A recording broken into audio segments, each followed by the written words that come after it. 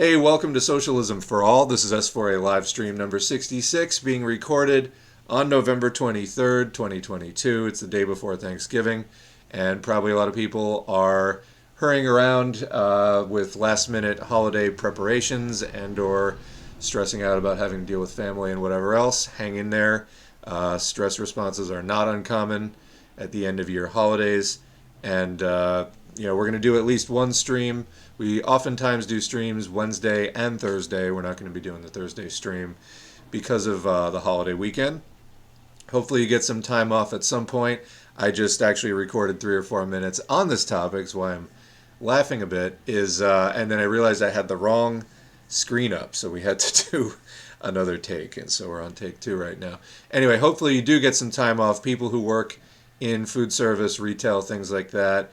A lot of the times, when everybody else has time off, it's when people in those industries have to actually work harder. So say a prayer for them, keep them in your thoughts, solidarity to everybody who is slaving away, either having to work on Thanksgiving and/or Black Friday.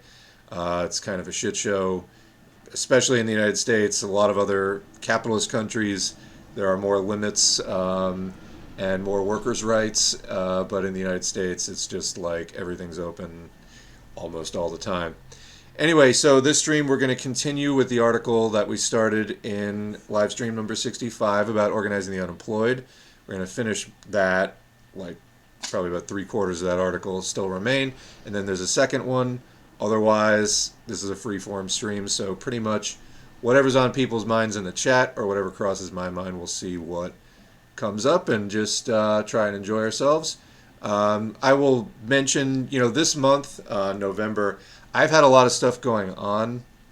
Personally, I have not really been able to do so many audiobooks. We've been doing at least 4 hours of content a week, doing 2 streams a week and then some other stuff here and there. I really have not been able to sit down and do the audiobooks this month. Next month also might be kind of busy, but I probably will get time to do that again. I'm in personally kind of a flux. I was looking to spend less time on Twitter. These streams often take like a lot of prep time. I'll just read a lot of news, open a lot of tabs, screenshot a lot of articles, try to think up some sort of, not just covering random articles, but something with some kind of coherence to it, and stitch it together. Anyway, this week I really wasn't able to do that. Now that Elon Musk is running Twitter, there is, I don't know, I feel like it's kind of the excuse that I've needed to step back a bit and use that site less. It's, been about a year and a half or so, maybe not quite a year and a half, since I've been doing the S4A Twitter. And I posted a message the other day. I'll probably be using that a little bit less just because, I don't know, it kind of gets to you after a while, honestly. Like, it's a great source for some news, like protest videos and other stuff you just wouldn't see anywhere else. And sometimes there are relatively important discussions happening on there. And it's a good way to stay current with various trends and stuff. But it could also be super draining. And honestly, stepping back from using it so much, I kind of feel like I got my life back. So I'm in a little bit of a flux of like what to do with the channel. We are going to be finishing the basic Marxist-Leninist study guide curriculum. To be honest, since starting this channel almost 3 years ago now, February 2020, I don't know that I've seen major changes in the movement. I mean, the U.S. left was starting to get more seriously anti-capitalist, and that is good. It hasn't been the kind of abrupt shift that I would find really, encouraging and inspiring. Part of it for me, and I've referenced this in earlier stream, or like recent streams anyway, that there is a sense for me at this point, sitting down to do the audiobooks, where it's like, I know people are listening, and I know people have said that, Socialism for All existing, and the audiobooks being out there, especially with the commentary that kind of helps them digest it, it's improved their understanding as an individual, and maybe they've also joined an organization off of it. So I know it's doing some good. and that's great. And I, appreciate everybody giving that feedback, and I'm glad it's a helpful resource. At the same time, there's a certain amount of feeling to it, like, okay, there's 300 audiobooks up. Is a 301st audiobook really going to like make all the difference, or you know what I mean? So it's we've been doing more of the streams, more of the current events, maybe more of the applied thinking when it comes to what do we actually do about all this. Then again, we run into roadblocks there because the left just isn't nearly as organized as it should be.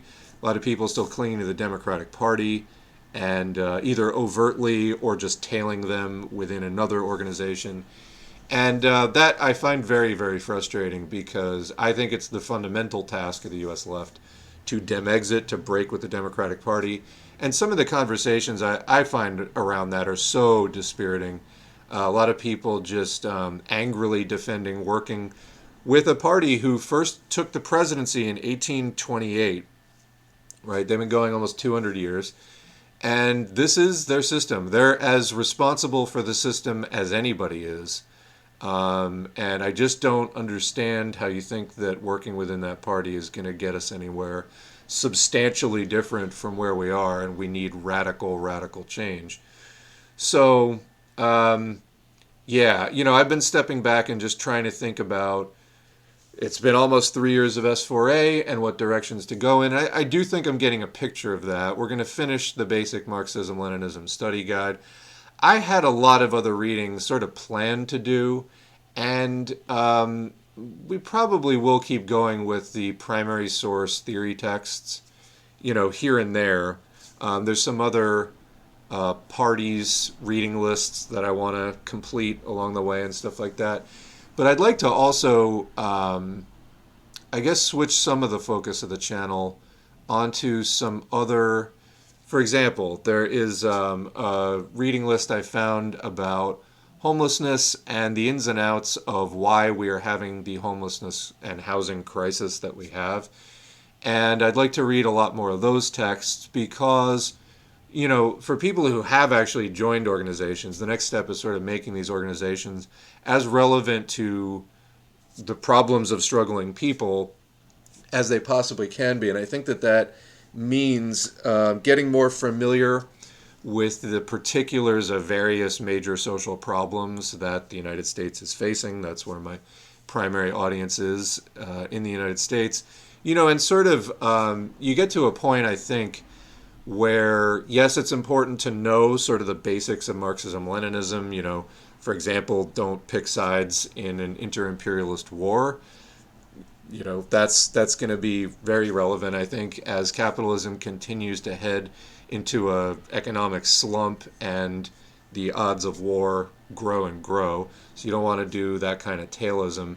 And, it's important to have that kind of knowledge under your belt for when questions like that come up. At a certain point, though, sort of just arguing about did Stalin say this or did Lenin say this is of certain use, but limited use, and it's not really gonna help people necessarily in an incredibly direct way. It can sort of guide some of your overall ideology and overall thinking, but I think we need to get more specific about some things. So that's maybe more of the direction that the channel will go in. I don't intend to just read the primary texts like forever. Having that as a foundation is key, and we will keep adding to that foundation for the foreseeable future. But after you've established a certain amount of it, like we're approaching 100 audiobooks by Lenin. There's other ones that we're going to do, but at a certain point, you have a pretty good idea of like what Lenin's positions were, etc., and you can actually hold your own when it comes to speaking about Marxism-Leninism and various developments. And at a certain point, you do have to come back into 2020 and say, okay, what do we do now? What's, the recent history of some of the problems facing us? And I probably in year 3 of this channel, or sorry, year 4, we're in year 3 now. Year 4 of this channel, switch to some more of that kind of thing. So anyway, I've been kind of taking advantage of this slight stepping back to think about more of that. I'd also like to make more of a point of covering current events from various parties and organizations. I'm not endorsing any organizations or parties right now. I just want to see people get active in whatever makes the most sense for you, what's active in your area, network with other leftists, ideally Marxists, but that's not always the case. And sometimes, even where you can find Marxists, it's not a good organization. So, we have to work with the left that we have while improving it at the same time. But I'd rather see people get out there and start doing something than doing absolutely nothing at all, which, as I've said before, tends to be the one of the two speeds of the U.S. left is number one, working within the Democratic Party, and number two, doing nothing at all. We need option three, which is getting organized with an actual left group, left party that doesn't take the capitalist money and focuses on working class struggles and all that kind of stuff. So, but again, convincing people to actually get active, it's oftentimes a hard sell. This is where the organizations and parties themselves, I think, can make that case by just having good actions and being involved in people's communities. A lot of times the question comes up, how do you convert people in conversation? Well, this isn't a religion, first of all, and it's you're not going to just debate fascism away. You're not going to just debate neoliberalism away. What we do is we create a movement that then involves people in it. And that's not just, internet debates. If anything, that probably drives more people away than anything. Or, it can maybe hook somebody a little bit, but it's not really going to involve them in the kind of way that the party, the organization becomes an actual part of their life and something that they think of in terms of, turning to for help with problems and struggles that they're dealing with, whether it's a workplace struggle or a housing struggle or whatever the situation is. So that's another thing I'd like to focus a lot more on as the channel goes. We'll always keep the base of the primary theory texts, until we've read all 3 volumes of Capital and all the other stuff. Until all that's done, we'll keep going with it. But I'm always, especially as the channel is up over 11,000 subscribers now, I'm always looking for ways to make it as relevant as possible to as broad a base of people as possible, and not just have it be sort of historical society debate club, but something out there in the real world doing real things. So anyway, that was a longer opening monologue than I was expecting to do, but that's some of the stuff I've been thinking about as pertains to the channel. Again, I just don't want to keep cranking out primary theory texts forever. A lot of times they are very inspiring and enlightening to hear. Sometimes you'll just read an essay or an article or a speech that somebody gave or whatever came up with years ago, and it just puts something into perspective that you've been wrestling with. So there's great value to that, but I think that it needs to be balanced with a lot of present day stuff and not just hanging with the SOCDEM gang. It's fun to sort of beat up on the SOCDEM sometimes, but we really do need to kind of get our own thing going. And the best revenge is success, as they say.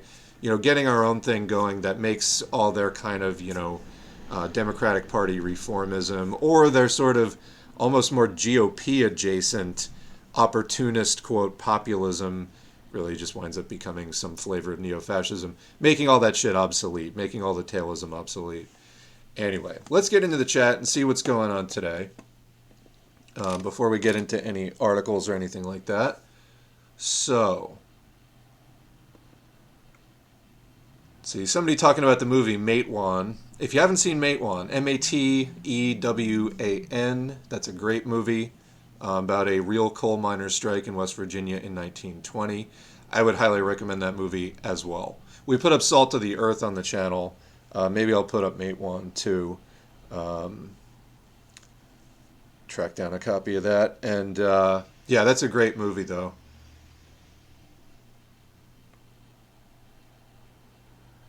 So also, I posted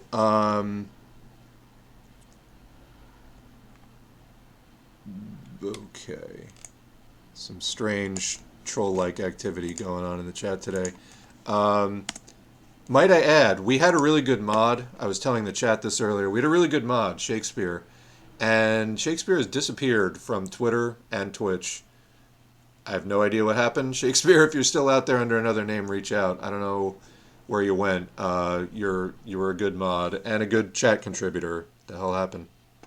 Anyway, on the S4A community tab, I did a post recently. I shared a video from another channel, Joe Blogs, kind of guy who does. It's not a Marxist channel.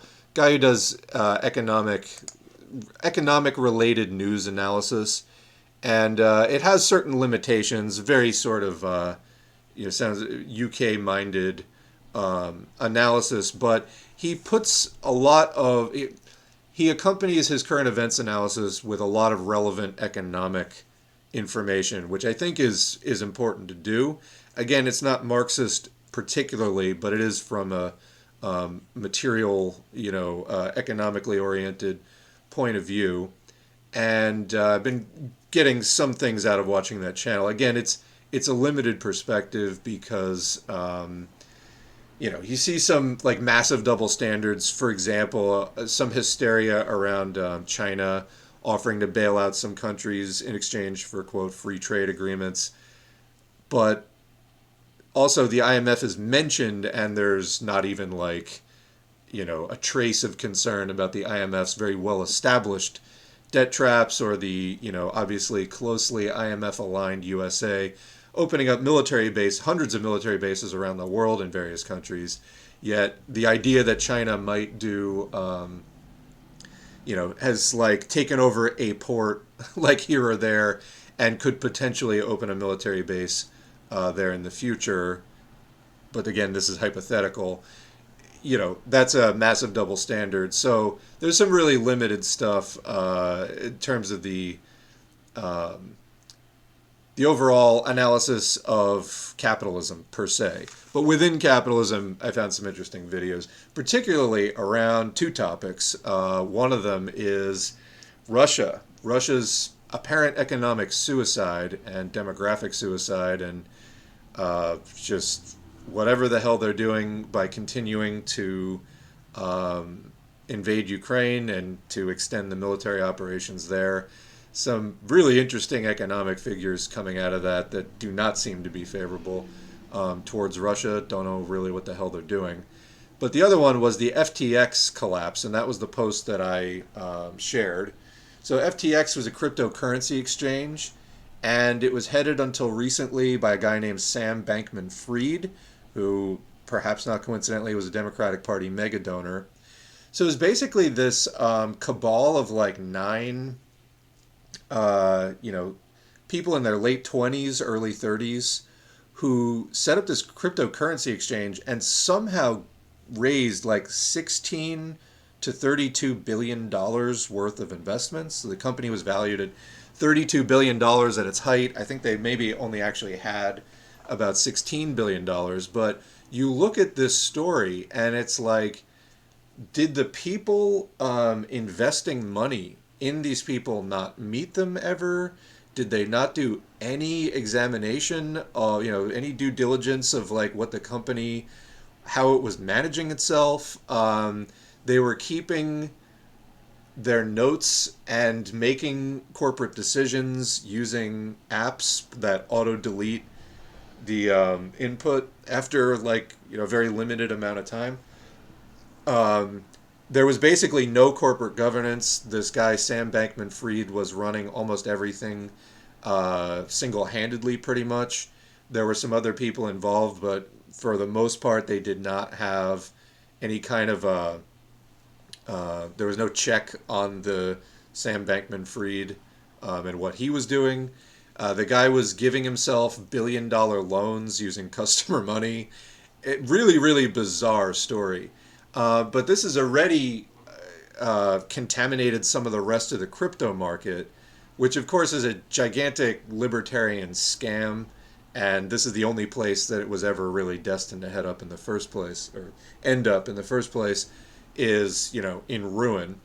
But, there is some concern about, is the FTX collapse potentially going to be like a Lehman Brothers Black Swan event, pulling down other things within the industry because a lot of other crypto outfits had invested money with them. And I mean, there's all kinds of things like the Ontario Teachers Pension Fund in Canada had, I think, put in like $95 million or something, and it's just gone. It's gone. It's worse than Enron. So, and actually, the corporate lawyer or accountant, whatever the hell the guy is, who handled the Enron wind down, is now handling the FTX wind down because it's the only thing, as far as having relevant experience, that guy was the best person to call. So, will this affect other parts of the economy? Obviously, things are already really bad in terms of inflation and the actions being taken risk recession. So, yeah, and with a hot zone already in Eastern Europe, could that spread too as the economic problems spread? This is something to keep an eye on. I don't think anybody exactly knows yet, but it is somebody commented, and it is very good to remember that in 2008, just prior to the global financial meltdown, the people who were in the know were still touting these companies as like never been better. Now is the perfect time to invest your money when they knew damn well that everything was about to, collapse like a house of cards. So never trust, never trust, these people taking your money to just invest. They're just crooks. This is becoming more and more apparent. We need to get global industry off of this capitalist basis. It's getting worse and worse. And I think that this group around Sam Bankman-Fried, I mean, no doubt there's going to be an effort to sort of bad apple them. They're like, oh, this is an outlier. This isn't how the system works. No, actually, reading snippets of interviews with Sam Bankman-Fried, he sounds like every other Lawbert crypto troll you've ever encountered. And no, it's exactly how most of these capitalists think. They're utterly cynical. They're crooks. And we need a new system. This one is on its last limbs. So anyway.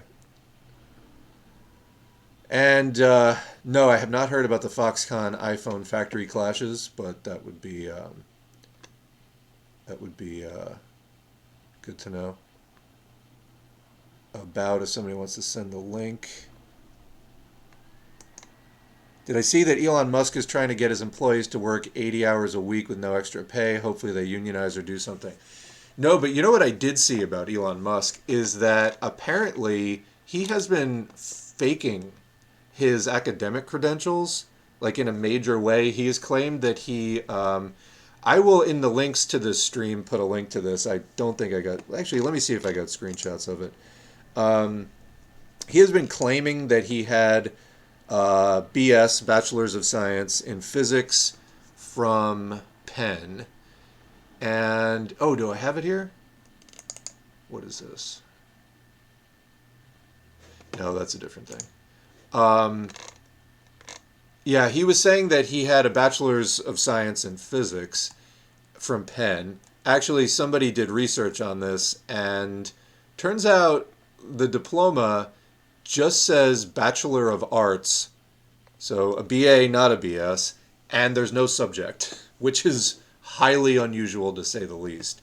Everybody who remembers him from college says that he barely went to classes, and they just don't remember him at all. So there's sort of a question of, did his investors, this sort of PayPal mafia that he was working with and stuff, prop him up, get him kind of a fake degree, and then anyway, there's a whole long thread exposing Musk as kind of a giant fraud.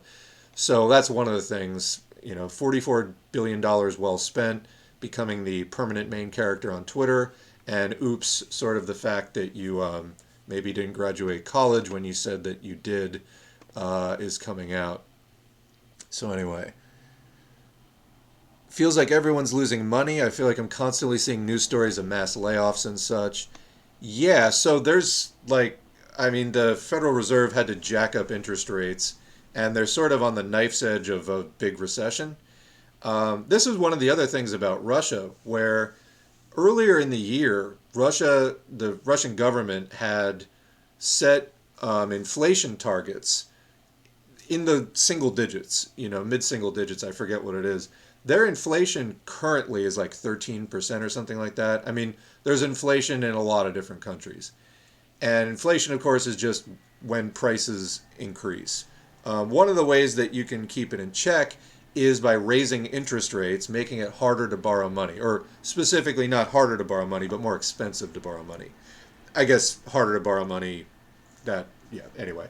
But specifically making it more expensive to borrow money, and therefore there's going to be less money in circulation, and so people can't buy stuff as much. So it quiets some of the demand. The other problem with this is it impacts consumers as well, because it makes it harder for consumers who are, for the last several decades, largely reliant on credit to make ends meet.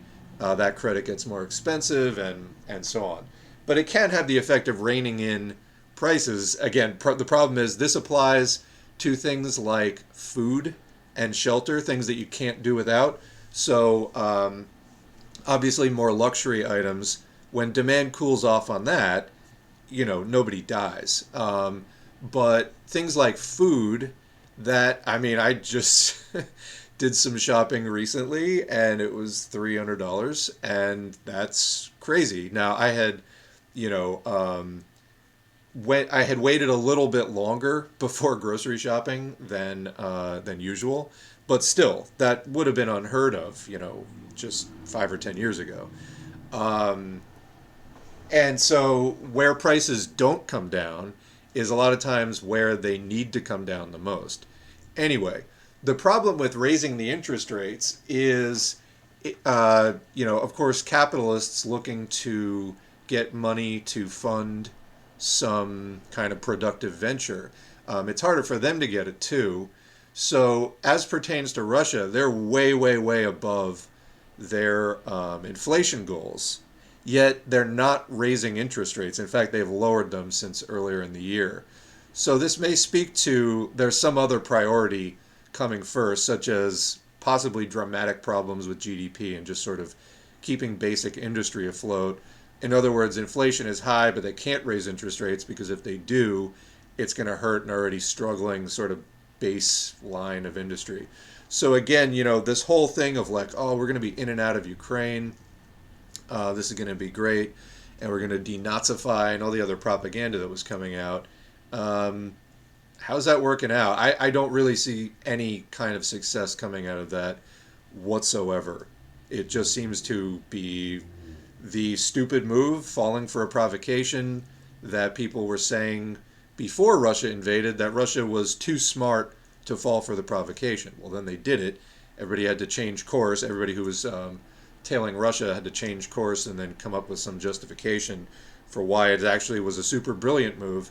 Now, as we almost are in December, it's not looking quite so brilliant in a number of different ways. So, more instability, that's the point, and it's not good for working people. The rich, of course, make out fine as always, and it's working people who suffer. So, that's obviously what socialism is about. And that's who gets hurt here. I met an Elon Musk stan today. Really nice guy, but I despair of how to get people to take a serious holistic view of the world. Yeah, I mean, I don't know what that person was saying as far as in praise of Elon Musk, but they probably just have no clue. You can start by asking somebody very basic questions about their opinion of him and what the basis of it is.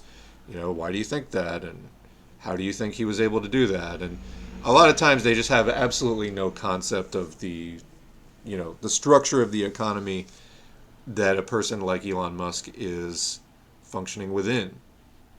And actually, I'll just show the title page. I actually don't want to get into a whole thing on Elon Musk today. But there is an article out of Mint Press News, which is here and there as far as their analysis goes.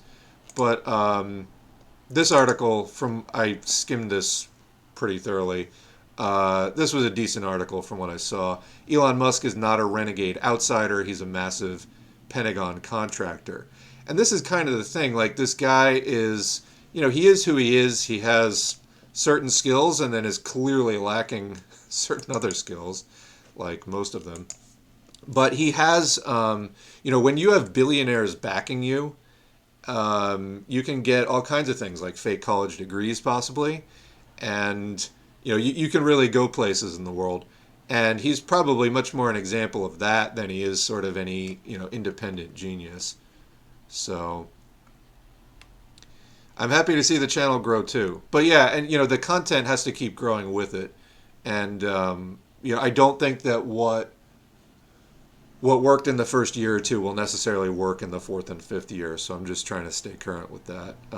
I think that some of the, for example, headbutting that we did with neo-fascists trying to call themselves Marxists or Marxist-Leninists, that foundation of theory was super important for that and for differentiating us from, basically rebranded neo-fascism. But yeah, at a certain point, we got to take it somewhere else as well, because I think that it's been pretty well established now. The influence of like LaRoucheism and Duginism. This is just new faces of neo-fascism, and it's not Marxist at all. Again, once that's been established, then it's time to move on to something else, and that's what we're trying to lay the groundwork for now. Anyway, thank you, Health Revolt, for the link about Nebraska meat packers sanitation. What is this? Sanitation firm accused of employing 31 children at animal slaughter facilities. The Department of Labor complaint says that a Nebraska firm employed children aged 13 to 17 to work with, quote, dangerous equipment, getting chemical burns and things like that. So thank you for that link. I'll take a look at that. Was George Carlin a Marxist? Not that I know of, no. I've listened to him since I was 9, and he seemed to have made same points that Marx did about class struggle and etc. I mean, a lot of the basic points of Marx, you don't have to be a genius to come up with a lot of the basic points. I mean, what Marx and Engels did, they were not the first socialists. They came in and then they thoroughly critiqued their contemporaries and predecessors from the earlier 19th century. Like they started, in about the late 1840s was like the first major works into the 1850s, 60s, and on. But yeah, there were other socialists, and Marx and Engels thoroughly critiqued them from a materialist point of view. That was sort of their innovation.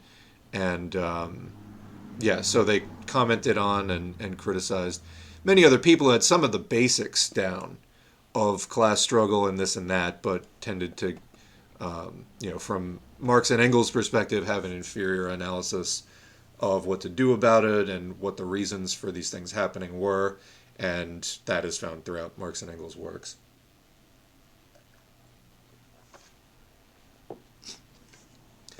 But yeah, I don't know that he was a Marxist. I'm trying to, I'm not like a George Carlin expert. Let me see if I can find anything about that.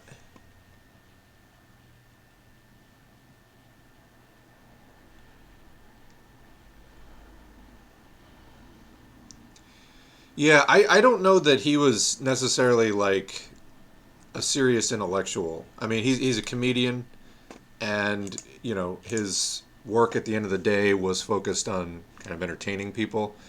Um, Thomas the Tank Engine stuff. So I mean, that's not to say that people who are educators can't do other passion projects or things like that. But I don't know that he was that deep into it. I mean, he made some obvious points about class struggle, but I don't. You can make points about class struggle without being a Marxist. Next comment. I've heard it said that open borders is a Koch or Koch, I prefer Koch brothers proposal, and therefore socialists should not support it. A social democrat said this, so I'm taking it with a grain of salt. But in the context of climate emergency, how can the global north close its border after its capitalist class causes mass migration and inhabitability of island countries, their crops, global warming, all of the effects that that's having around the world? So, yeah, I mean, there is a trend right now among the right wing. So it's like a major thing in current neo fascist circles to be heavily anti immigration. So creating the Fortress Europe, Fortress America concept, and to make it incredibly difficult for people to get into this country. This serves a number of purposes. For one thing, people are still going to come in, but then they're going to have no rights. So it makes the people who do come in that much more vulnerable, and to a large extent, the labor movement, the labor force of any particular country or region, is as strong as sort of its weak links. If you have a very, very exploitable, sizable, very exploitable, very vulnerable contingent of laborers there, it's going to drag down the standards for the entire workforce. So the solution to that is not to support the, Fortress America, Fortress Europe stuff, because again, that's contributing to it.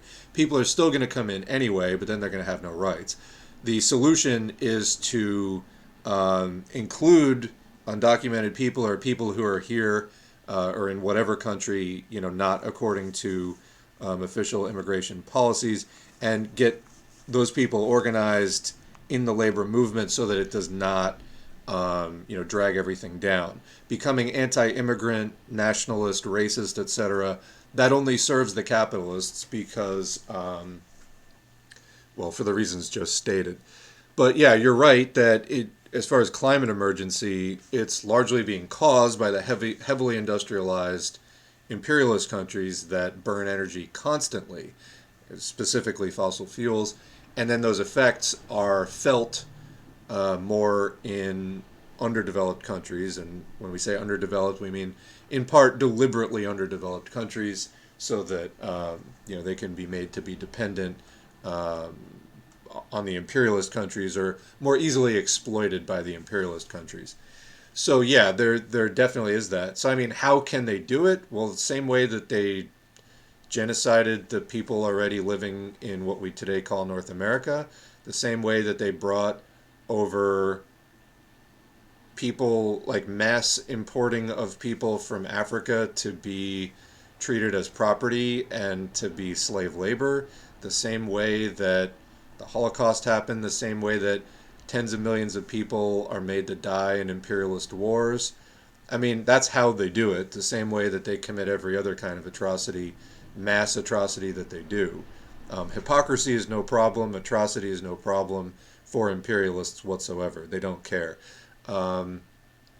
This is why we have to remove them from power. So as far as the open borders thing, the reality is that people cross borders, and we need solidarity on an internationalist basis, and that's going to make us stronger as a working class movement fighting for the abolition of capitalism. So, and by the way, speaking of the abolition of capitalism, hopefully that's clear, first of all, but speaking about the abolition of capitalism, the opportunists at this point are, I mean, this is again like, check please on Twitter. Um, I've seen people taking it as far as like abolish capitalism. This was like an actual tweet. It was like abolish capitalism is anarchy crap. And I'm like, okay, so were Marx and Engels, anarchists? Because pretty sure they wrote a whole manifesto about, you could sum up the aim of communism in the slogan, abolish bourgeois property. So yeah, abolishing capitalism, as far as this whole thing about developing the productive forces till the end of time, no. Marx and Engels basically thought that a lot of the European countries at that point were nearing the horizon or at the horizon where there was already a basis for socialism. And that was, almost 200 years ago, like 170 years ago. So, yeah, develop the productive forces to a certain extent, but I mean, at a certain point, you can just build industry on a socialist basis rather than a capitalist one, and a lot of the rest is just noise, just pure opportunism, people just supporting capitalism. People supporting capitalism and like trying to call it socialism. That's just not the case.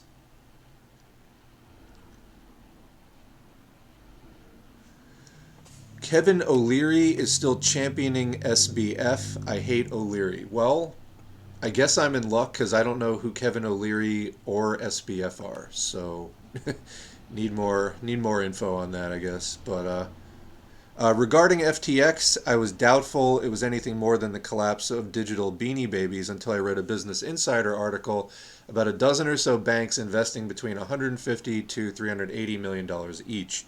That's more concerning to me.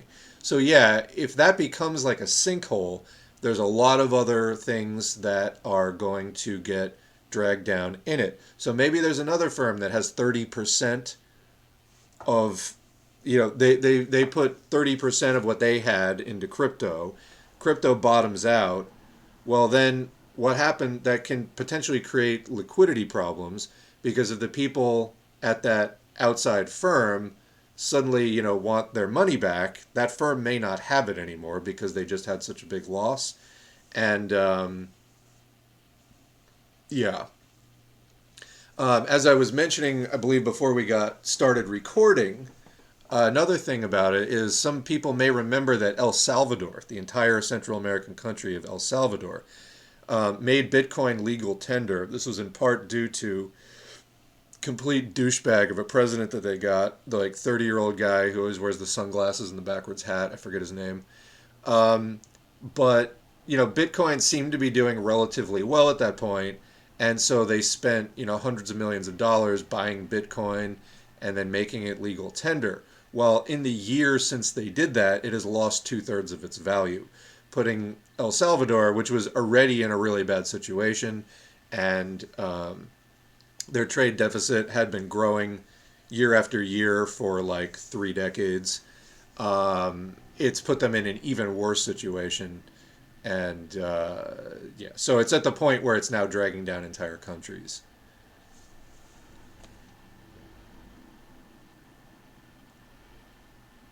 So, quote from the here's why Russia's invasion is good for the American people. Caleb Moppa. Alternative quote from the Fourth Congress of the Comintern, Theses on the Eastern Question, quote, the Communist parties of America, Canada, and Australia must conduct a vigorous campaign against restrictive immigration laws and must explain to the proletarian masses in these countries that such laws, by inflaming racial hatred, will rebound on them in the long run. Yeah, that's what I was saying.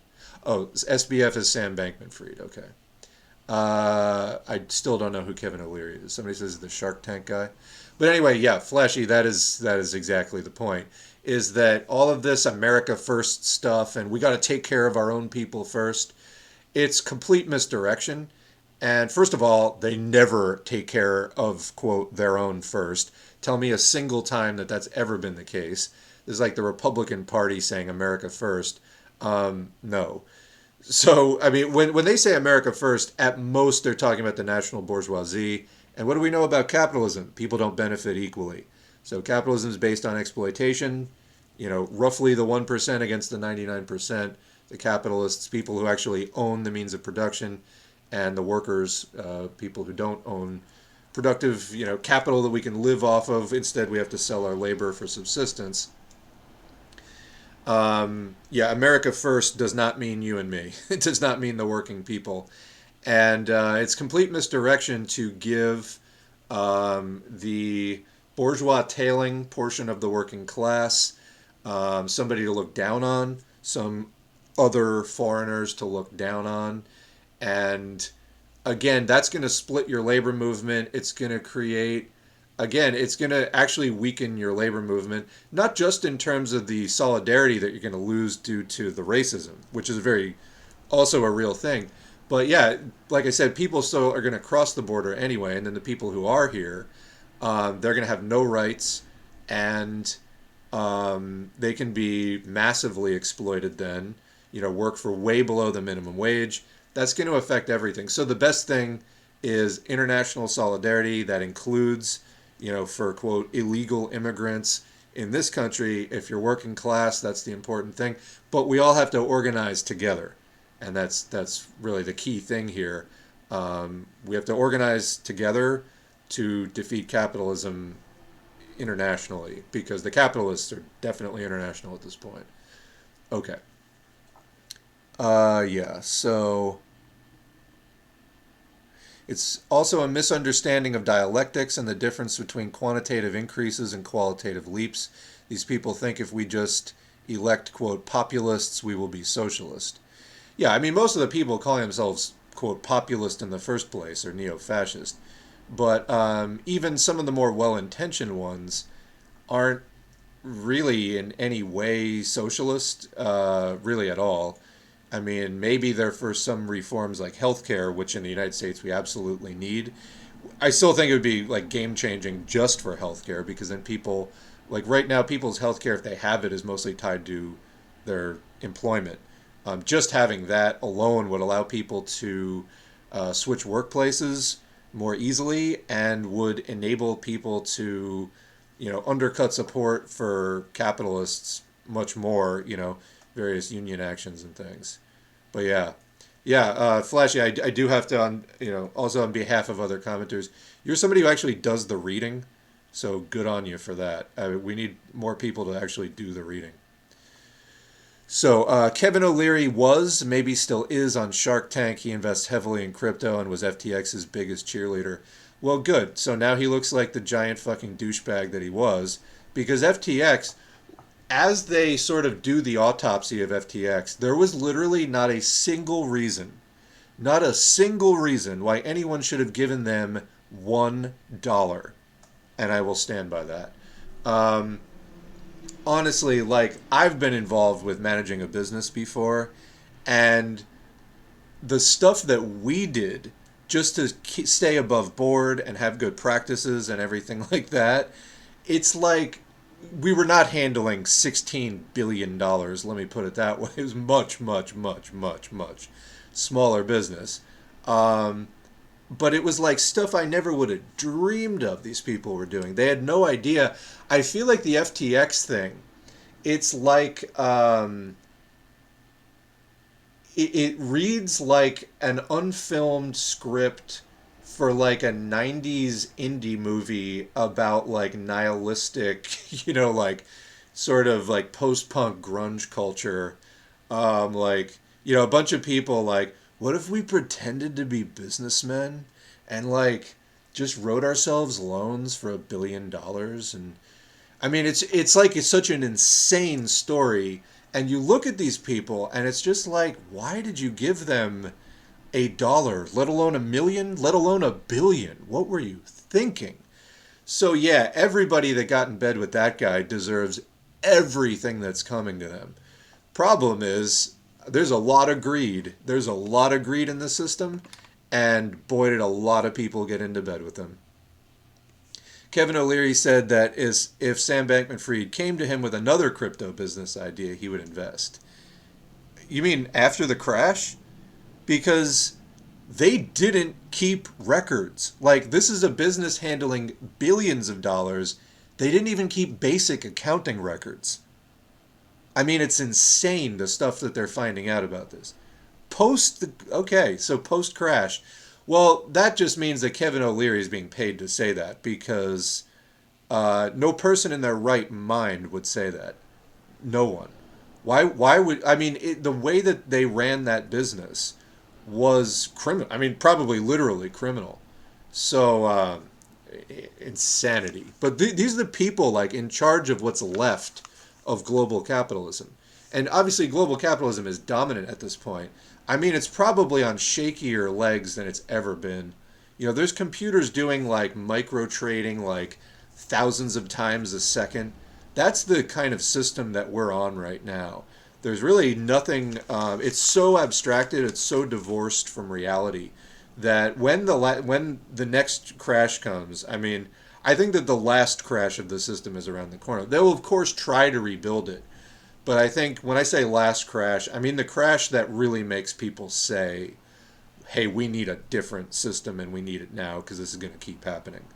So I only hope that we get to that point sooner rather than later, because I think that the next crash is going to be real bad. And, after 2008, they found ways to try to prolong the next 2008 and to try to stretch it out so that it doesn't have to happen catastrophically all at once. And maybe if they have a slow motion crash, they can just play it off as like something that they can adjust to. But then something like this happens and threatens to take large swaths of the rest of the economy along with it. And it's like, who even knows? When something like that is a time bomb that nobody knew was there, goes off, it really does make people wonder how many other, FTXs are right there under everybody's noses, and they're going to blow up tomorrow or next week or next month, and just nobody has the faintest idea because everybody's just drunk on money and nobody's doing the due diligence, and nobody fucking gives a shit. That is, to me, the lesson of FTX, is nobody gives a shit. Oh, you say I can make 100 times, return on my investment? Do whatever you're doing. I don't need to see your books. Take my money. And then when it turns out it's just a bunch of like 28-year-olds running some scam, and they ran off with the, Ontario teachers' pension funds, well, they can't find these people currently. There's a woman involved who was it's thought that she was personally romantically involved with Sam Bankman-Fried. He made her like the treasurer or something like that of one of the subsidiaries of the company, and it looks like she was just sort of rubber stamping whatever he said. And I mean, again, they were collecting billions of dollars and appearing. Actually, I'll put this on the screen. Sam Bankman-Fried was set to appear at a New York Times hosted event. Let's see if I got this. What I have saved this as. There was an event that was supposed to be held on November 30th. I don't know if I'm going to be able to find this, but yeah, I don't know what I did with that. But there was an event. Actually, if you go into the community tab on S4A and just scroll down a couple to this post about FTX, in the comments, I have as the pinned comment, a link to the New York Times was going to be hosting an event November 30th. Many speakers, Mike Pence, like all kinds of people. Mark Zuckerberg was going to be speaking at it.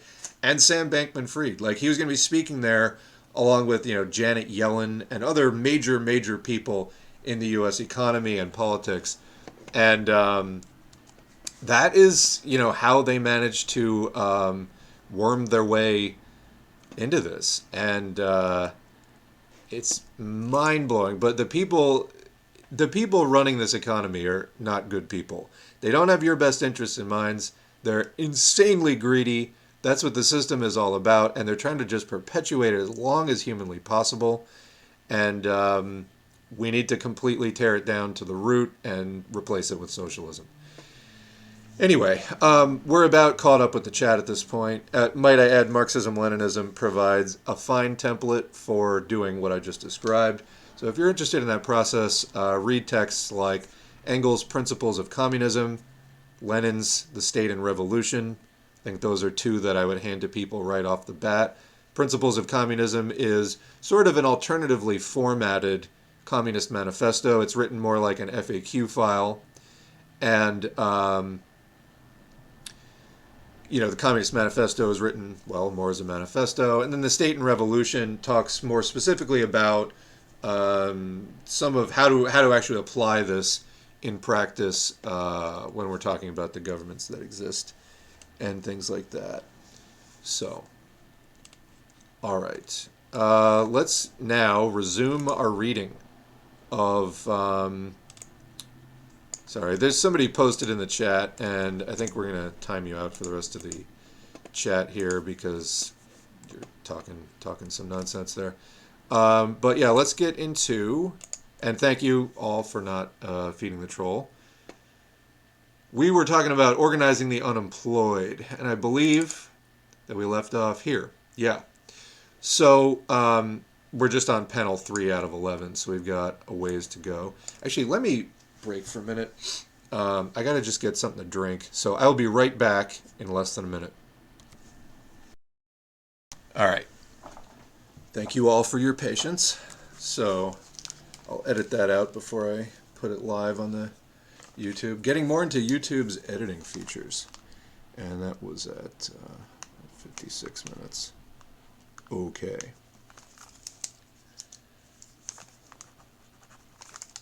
All right. So let's get into where we left off. Basically, this article talking about organizing the unemployed and talking about the unemployed councils that were organized by the Communist Party back when the CPUSA was really on the upswing, had a lot of momentum, etc. So anyway, let's just pick up there. Communist cadre organized the jobless by block and by tenement, meeting them in the breadlines, flop houses, and local relief centers where they congregated as the economic crisis worsened. So talking about the Great Depression here. On March 6, 1930, when communists worldwide called for marches of the unemployed, the councils mobilized over 1 million jobless Americans to march on city halls and state capitals. Quote, the communists brought misery out of hiding in the workers' neighborhoods, recalled labor radical and future CIO, or Congress of Industrial Organizations, leader Len DeCaux. They paraded it with angry demands through the main streets. Let me just comment on that real quickly. So bringing misery out of hiding. So I think that there is a lot of shame associated with poverty for the most part in the United States, especially during the neoliberal era on TV. There's been this sort of, lifestyles of the rich and famous type effect on all the shows where it's really just about, at a minimum upper middle class, maybe even lower upper class people, living their perfect lives in their gigantic houses. And it's kind of everywhere you turn. And it makes it difficult to experience poverty without sort of, having it rubbed in your face what you're missing. There is a way that people can exist in poverty without, and be somewhat more content. And I don't mean that this is just like count your blessings kind of thing. Obviously, we're communists. We want everybody to have access to good resources. But what I'm saying is, as far as psychological suffering, there is a way that you can not have it all, have all the latest toys and everything else, and not feel like abjectly miserable about it if it's not being rubbed in your face 24/7. We definitely have that in U.S. culture, and a lot of people really feel unduly bad about struggling and, about being a poor working person. And it's kind of a thing that, you see people adopting different strategies to cope with it. Some people just try to fake it, try to fake having money, whether it's buying things on credit or whatever, or just, spending stuff that they really can't afford. And I think it's being driven by this sort of shame and misery. This is something I'd really like to see come down. There's no shame in being poor in a country that is exploiting you the way that the United States is. And we really should reorient ourselves around, more community and less kind of stuff in a way. That's not just to compensate for the fact that we don't have it, but in other words, I think that it's a weapon that the capitalists use against us. Is, look, you don't have this. And we might want that thing. It might be a luxury thing. And, if it's a luxury thing, you really can live without it. But, finding ways for that misery and shame to not be used against us as a weapon, I guess, is the point. And that's part of the point of solidarity, too, is, hey, we're in this together, and not feeling unduly bad about it. That, I think, would be another step forward for the U.S. socialist movement, is sort of destigmatizing poverty and, not pulling in those sort of classist attitudes and not using classist language with each other and things like that. That would be, again, an improvement. Anyway. Because when people are feeling that shame, they want to hide. They don't want to get out on the streets and make demands. You don't even feel good enough about your situation to feel like you can make a demand. It's not empowering. It's disempowering. So taking away that shame and stigma is, I think, a big thing for parties and organizations to work on. And that's something, it doesn't have to be explicitly, when I say to people, get out there and meet your local left, network with people. Marxist-Leninist organizing is a specific type of organizing, which is, arguably the only way to get to advance certain kinds of approaches, specifically revolution. Ultimately, you need things like a Red Army and things like that. You also need a functioning labor movement. We're not even like close to that, let alone having like a Red Army at this point. But at this stage of left organizing, getting out there, meeting the left that you have in your area, even working on a project to like just destigmatize poor people, who are feeling bad about being poor and hiding, because they can't, pass in sort of, more affluent society. That's one thing anybody can work on, Marxist or not. So anyway, continuing. Through a combination of mass mobilization and local militancy, the unemployed councils got results. In Chicago, a demonstration organized by socialists and communists, tens of thousands strong, was sufficiently fearsome to inspire city and state officials to borrow $6.3 million from the Reconstruction Finance Corporation to meet the marchers' demands. Justifying the concession, Chicago Mayor Anton Cermak said, "I say to the men who object to this public relief because it will add to the tax burden on their property that they should be glad to pay for it is the best way of ensuring that they keep their property." This is where we actually ended up last week, because this was a lot of the framing of the New Deal under FDR was, hey, capitalists, pay a little bit more now and stave off revolution. So, when you're pushing for reforms, you have to be really skillful about propagandizing off of them. This was arguably a case where that was, that capitalist narrative about the reforms became largely dominant. In many cities, the UCs also acted as case managers for individual families, pressing their grievances with local relief agencies. But the councils didn't merely advocate for relief from government. They engaged in militant anti-eviction actions, physically preventing sheriffs from evicting tenants, fighting with cops, and moving tenants' furniture back into their homes when the police gave up. Quote, "By 1932, in some cities, evictions had all but ended," writes Michael Goldfield in The Southern Key, Class, Race, and Radicalism in the 1930s and 1940s. Eviction defense had become so ubiquitous in Detroit by March 1931, reported Edmund Wilson, that a landlady called upon the local UC to inquire whether she was allowed to evict her tenants yet. The communists said no. That's funny. In the early 1930s, when an eviction notice arrived at the home of a black family in Chicago, wrote sociologists St. Clair Drake and Horace R. Caton Jr., quote, "It was not unusual for a mother to shout to the children, 'Run quick and find the Reds.'" See, now that's an organization that has made itself relevant to everyday people in the community. You become a resource people turn to when they have a problem because you've established you can actually help fix that problem and fight back. And today we would say that maybe some of the things similar to this would be things like a workers' center you can find in some places where people have gotten together to help workers understand their rights. A lot of times they're tied to labor unions and things like that. A lot of these things have become kind of flaccid in recent decades. They need another shot in the arm, and they could use more Marxists being in them and helping out. And people are looking for things to get involved with. There's another thing you can look at. All right, the Midwest-based, the Midwest-based Mustyites, who adorned themselves in patriotic symbols to attract native-born or nativist workers turned off by the communists, claimed at least one extraordinary victory as well. The Must-affiliated Lucas County Unemployed League mobilized tens of thousands of jobless workers in 1934 to support the Toledo Auto Light strike. The unemployed encircled the factory, refused to scab, and helped fight off the National Guard.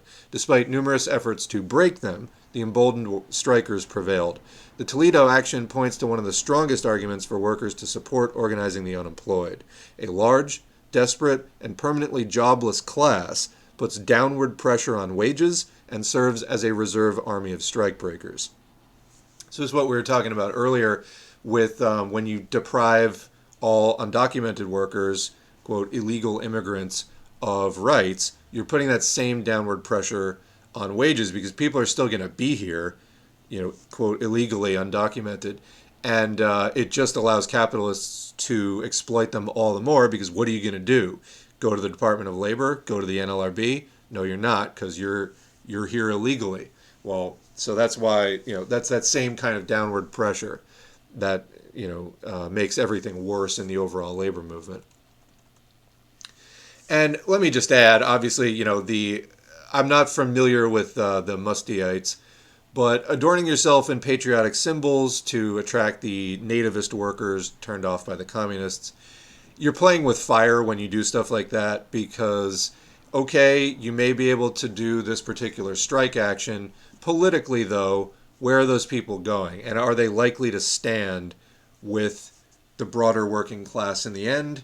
Or, does that become essentially fascist later on? Anyway, Goldfield likens the unemployed movements of the 1930s to the anti-impressment riots of the colonial period, which, thanks to the British Navy's ecumenical approach to forced military service, involved, quote, the poorest members of society, women, free blacks, slaves, and bond servants, as well as artisans and professionals.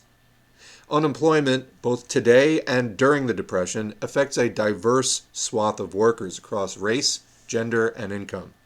The Communist Party's commitment to racial egalitarianism positioned them well to organize UCs across the South, leading the party to generate some of the largest multiracial uprisings of the era. Though their work was often invisible, and they rarely held leadership positions, Goldfield observes, women were often the, quote, driving forces, the shock troops for the most militant activities of the unemployed organizing. The UCs facilitated the first wave of organized working-class unrest of the Depression, and they planted seeds for a decade of labor agitation and party building. If not now, when? Writer and activist Bill Fletcher Jr. has agitated for the labor movement to organize unemployed workers in every economic crisis of his adult life. After the 2008 crash, he recalls meeting with a funder who told him that it wasn't the right time to dedicate resources to organizing the jobless. If not now, when? He responded. Does unemployment have to reach 30%? 40%? Should we wait until the recession's over? When? Another post-2008 effort fell apart when his AFL-CIO partners reallocated resources to the 2010 midterms. And, I just want to throw my hands up when I read shit like that because this does happen all the time. It's like if you just put that money into the working class instead of the fucking Democrats, which is when they say the 2010 midterms, obviously that's who they were supporting, AFL-CIO, was supporting Democrats. And what do those Democrats do for you? Anyway, the UE, United Electrical, Radio, and Machine Workers of America, organized its own unemployed members in the 1980s as a wave of offshoring devastated its ranks. But most unions, Fletcher has found, are loath to undertake major organizing efforts among workers who aren't voting members.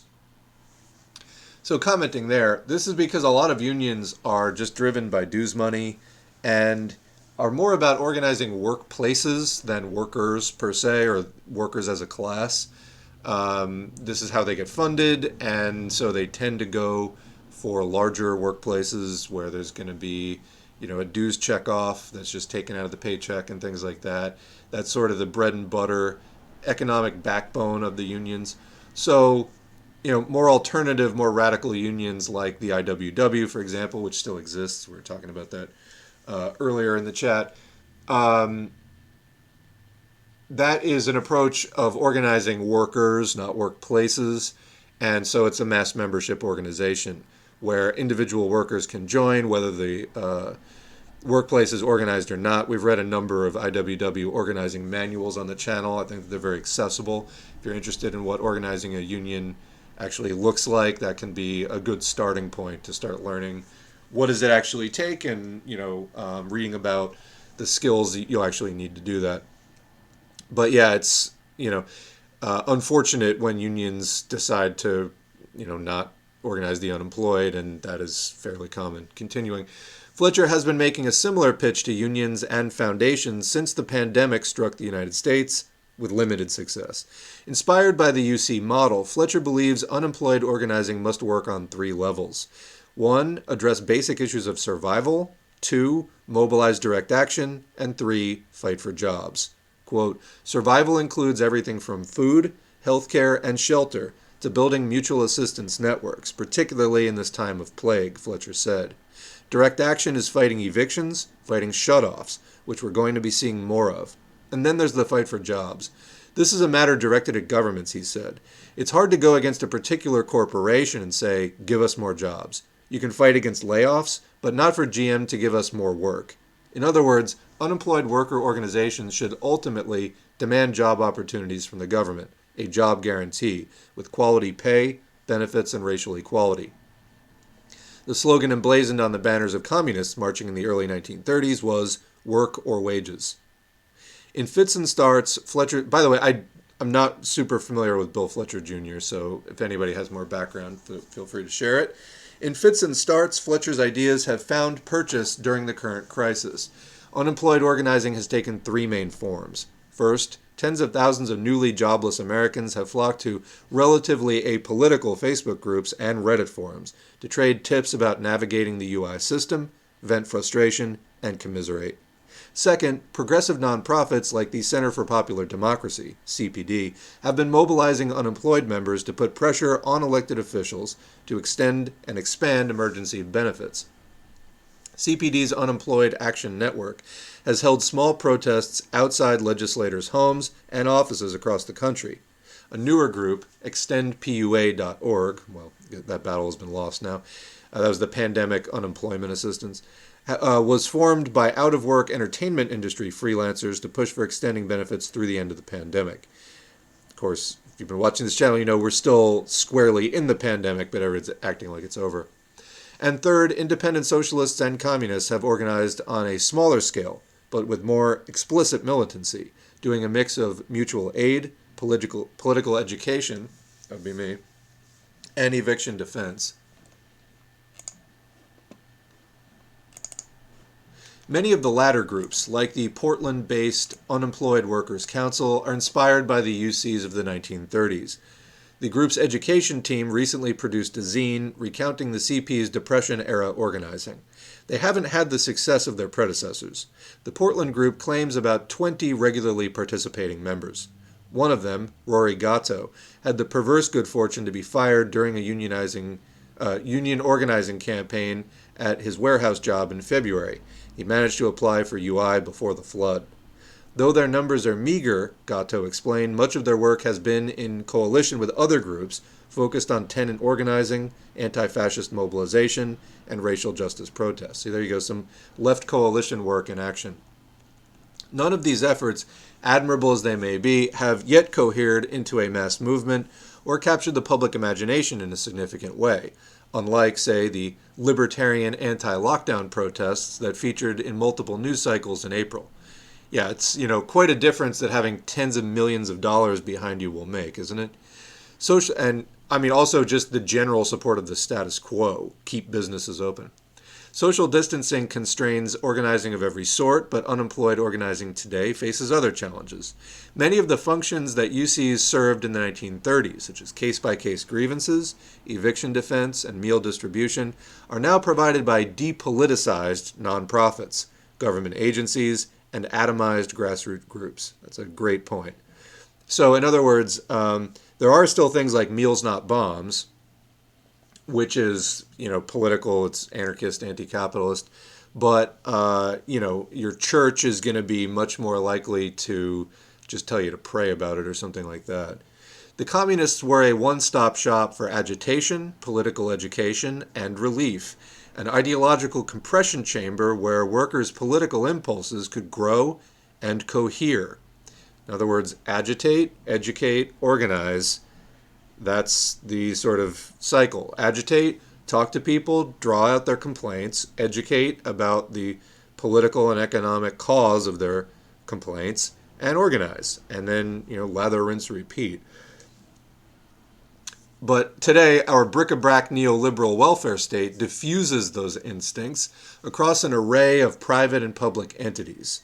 Meanwhile, the hardest hit unions have been focused on triaging their members' immediate needs and trying to help the Democrats take control of Washington. Again, why fucking bother? Rather than envisioning a broader mass movement. So this is in a nutshell a lot of what I'm talking about with left coalition. Dem exit, and then get your parties, organizations, unions, etc. organized into Left Coalition Dallas, Left Coalition Tulsa, Left Coalition Indianapolis, Left Coalition, etc., Seattle, Miami, and get it going. You know, we need to recreate that compression chamber and tie these efforts together where people are having their problems that are caused by capitalism met and addressed and solved by anti-capitalists, so that we're not sort of oh, how did this happen, it's a mystery, here's your handout, bye. You don't want that. Even in their heyday, individual UCs tended to dissipate when enough members found work or relief, leaving only the communist cadre behind. Angela Moore, an out-of-work comedy promoter and member of Unemployed Action, told me, "Everyone wants the UI system to work when they need it, but no one wants to think about it once they don't." As Goldfield puts it, unemployed organizing is mercurial and ephemeral. Without a stable container for organizing to ramp up and ramp down like a party organization, or coalition of parties, whatever gets built in one moment disintegrates in the next. Excellent point.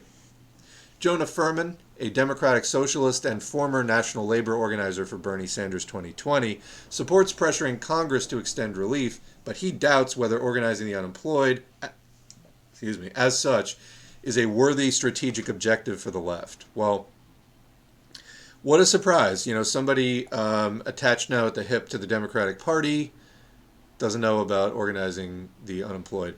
Well, what's his alternative? Quote, "Can unemployment as a lived condition be articulated into a class identity in the way that having a job can?" Furman asked. He doesn't think so, not least because it's a condition everyone hopes will be temporary.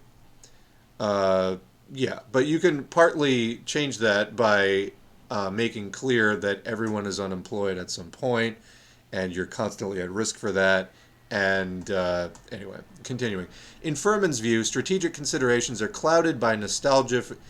God, I hate liberals. Just this whole thing, I think, is going to get worse and worse. Anyway, in Furman's view, as I suppress my anger, no, in Furman's view, strategic considerations are clouded by nostalgia for the CP, a moral instinct to go to the margins, to the most vulnerable, and a fantasy. So, I'm ready to tear my hair out reading this. And a fantasy that the unemployed represent a mass constituency just waiting to be mobilized. Okay. Let's continue.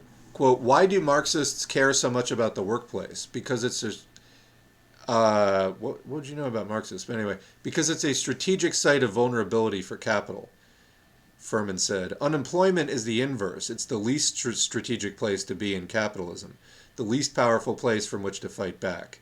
The only thing it has going for it is numbers. If you look at what the CP actually did, it's basically a mob with pitchforks. Boy, do I hate liberals. They'd march on a loan office, on a landlord, on an eviction, and people power their way through, which is great, but it's not the same thing as strategic leverage." All right, why don't you explain it to us, liberal boy? Oh, that was the end of the section. Yeah, so that's as far as that goes. So just, vote Democrat. No, so how about actually we back that up for a second, since that was the end of Mr. Furman's thoughts on the matter. So, yeah. Again, it's just downplaying the entire impulse to do this kind of organizing as fantasy and moralism and just, an angry mob. Meanwhile, pressure Congress. The same Congress that doesn't give a shit about fucking anything, demonstrably, does not give a shit about anything, has to be forced to do the absolute most basic things, anyway, it's clouded by nostalgia for the Communist Party.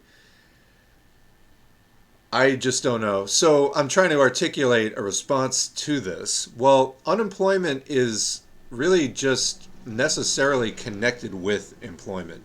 It's, I mean, employment in capitalism cannot exist really without unemployment. Like, capitalists deliberately maintain unemployment. So the idea is to have employed people in solidarity with unemployed people, so that unemployment isn't this death sentence where you start circling the drain, and if you don't get out in time, you just fall down it. So organizing unemployed people, you just organize them like you would organize any other working people. They are, I mean, and recognizing, and educating unemployed people that the situation you're in, the vulnerability you're feeling, we're going to take away that vulnerability by standing with you. So first of all, don't worry, we're going to take care of you, and we're going to get you back into work. But also educating them that capitalism deliberately maintains unemployment to keep wages down. Capitalism will never guarantee the right to work. So all this, like, demanding this from Congress is so short-sighted. And that's what drives the entire, I mean, where it's not just out and out corruption. Extreme short-sightedness drives this constant tailing of the Democrats of, like, no, we can't organize anything bigger. We just have to, like, try for a slightly, get the people who just gave us a crumb to give us a slightly bigger crumb. End of story. Anything else is moralizing, nostalgia, fantasy, etc. Don't listen to these people. We need to recast unemployment in the proper light. It's what makes unemployment, or it was what makes employment under capitalism go, and create a situation where people don't fear unemployment in the same way because they are not forgotten, left behind. They're organized along with the employed people, and we're taking care of each other, and both for short-term survival and to get rid of the system. So that's not actually like that hard of a sell, I don't think. But here the liberal is just pissing on it with maximum velocity. System collapse. Joblessness may not be a site of significant strategic power, but it has generated a set of shared experiences during this crisis that could form the basis for shared political action. Yeah, I don't think it takes a great imagination to see that. I just sort of articulated some basics of it off the cuff right here. In March, Matisse Brewer was furloughed from her job as a technician for AMC movie theaters in South Florida, joining the ranks of 30 million Americans who lost their income as a result of COVID-19 in the first 6 weeks of lockdown. Her employer encouraged her to apply for UI immediately.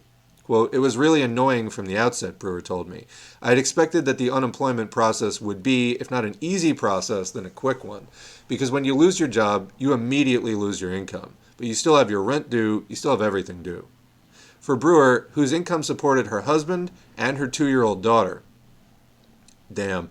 All that on technician for AMC movie theaters. Where were we? It wasn't easy or quick. Nearly every day, she called the unemployment office, each time navigating what seemed like an entirely new and increasingly baroque phone tree. When she finally spoke to a human manager, he told her that her claim wasn't in the system. Quote, "It had disappeared." I can't tell you, I remember this period clearly, and I remember all the stories about some states, like, the phone would just ring and ring. No one would even answer at the unemployment place. And the computer systems would just send you in a circle, and yeah. Such Kafkaesque encounters with state bureaucracies, themselves threadbare and starved of resources by decades of austerity, have been a hallmark of the COVID crisis. State-level UI systems vary in their generosity, but none were sufficiently robust to handle the onslaught of claims made in March and April 2020. Nonprofits, legal aid agencies, and ad hoc hotlines created by unions like Unite Here, which saw 98% of its membership laid off at the beginning of the crisis, have attempted to pick up the slack. When the lockdown started, Ted Kelly, an organizer with the Philadelphia Unemployment Project, set his office phone to forward to his cell. Quickly, he was inundated by hundreds of calls from desperate Philadelphians trapped in UI purgatory. At one point, a series of claimants told Kelly that they had received his number from someone at Pennsylvania Governor Tom Wolf's office. People were calling the governor to demand help, and they were giving out my cell phone, Kelly told me. That's the system we're up against. And, just make some more demands of Congress. Yeah, that should work. That should work. Quote, we're seeing people have a really direct experience with system collapse, said Michelle Miller of coworker.org. Miller, a veteran of the Service Employees International Union, SEIU. By the way, when they say UI, this is unemployment insurance, just to clarify that. Anyway, Miller, a veteran of SEIU, co-founded coworker.org, to provide an online organizing space for workers separated by geographic distance and the enforced atomization of the gig economy. That's very interesting, and also the first time I've ever heard of that, and I'm writing that down. Coworker.org. Quote, often when we talk about systems not working, it's abstract and conceptual, Miller said. People might be able to feel the effects of financialization, but they can't really touch it and see it. This crisis is different. In March, the government shut down the economy on purpose. Though the UI system is designed to foster shame and humiliation, Brewer, for example, often wonders whether her unemployment nightmare is somehow her fault. It's harder than ever to make the case that the jobless are to blame for their suffering. And absent unforeseen intervention, more suffering is on its way. In their seminal book, Poor People's Movements, Francis Fox Piven and Richard Cloward referred to the partial transvaluation that can occur when unemployment is sufficiently severe and widespread. Under such conditions, the stigma of joblessness and of receiving welfare may weaken because the extent of distress belies the customary conviction that one's economic fortunes and misfortunes are a matter of personal responsibility, of individual failure. In our moment, that transvaluation may be even more profound. The unemployed are being punished for doing exactly what they were asked to do as a matter of public health and civic obligation, stop going to work. The moral mythology of poverty, one of the key ideological engines of American capitalism, has stalled out. And commenting, I think you still see that going today. Where the pandemic's still going, lots of people have long COVID now. It's estimated, we did a story on this a while back, a large percentage of jobs that are currently unfilled are probably due to people who have been disabled by COVID for 12 months or more. So, there's that, and people just not getting fair deals. I think that a lot of that stigma is down right now. And like I said, we as communists need to absolutely do everything that we can to weaken that stigma around unemployment. That's going to make it easier to fight capital, not harder. In America, we have this attachment to a narrative that doesn't exist, Brewer told me. The idea that you can work hard and work your way up. No amount of hard work, Brewer now believes, would guarantee an escape from the cycle of debt and precarity into which her family has been plunged. Well, that is correct. Such disillusion, working is just not enough. It's not enough for many people to just make ends meet. So, fully employed people, hitting up food banks regularly, that's common now because it's just people work and they don't have, we talk about the housing crisis a lot and the insane house prices. When you're spending 2/3 of your income on rent, you might not even have enough left over for food. So, anyway, so such disillusionment, Miller believes, is being felt across the economy. I think that's correct. The crisis has generated a mass of jobless and underemployed. So let's talk about underemployment for a minute. This is where you either are in an appropriate job but for not enough hours, or you had to take work in a job which you're way overqualified for, and you're doing something that is way below your actual skill level.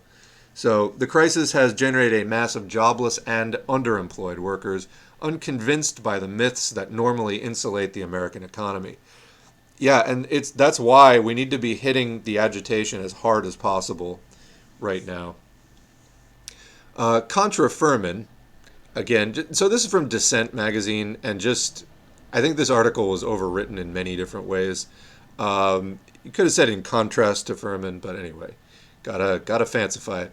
Contra Furman, Miller sees an opportunity precisely because the present crisis has forced a decoupling of the provision of basic needs and the obligation to work. In nascent forms, she has observed this consciousness emerging in an unlikely place. The supposedly depoliticized and nonpartisan Reddit and Facebook groups where the jobless convene to voice their desperation and their anger at a system that simply doesn't work for them, that doesn't care. Quote, "We don't just have employer-based healthcare," Miller said. "We have employer-based economic survival in every way." Yeah.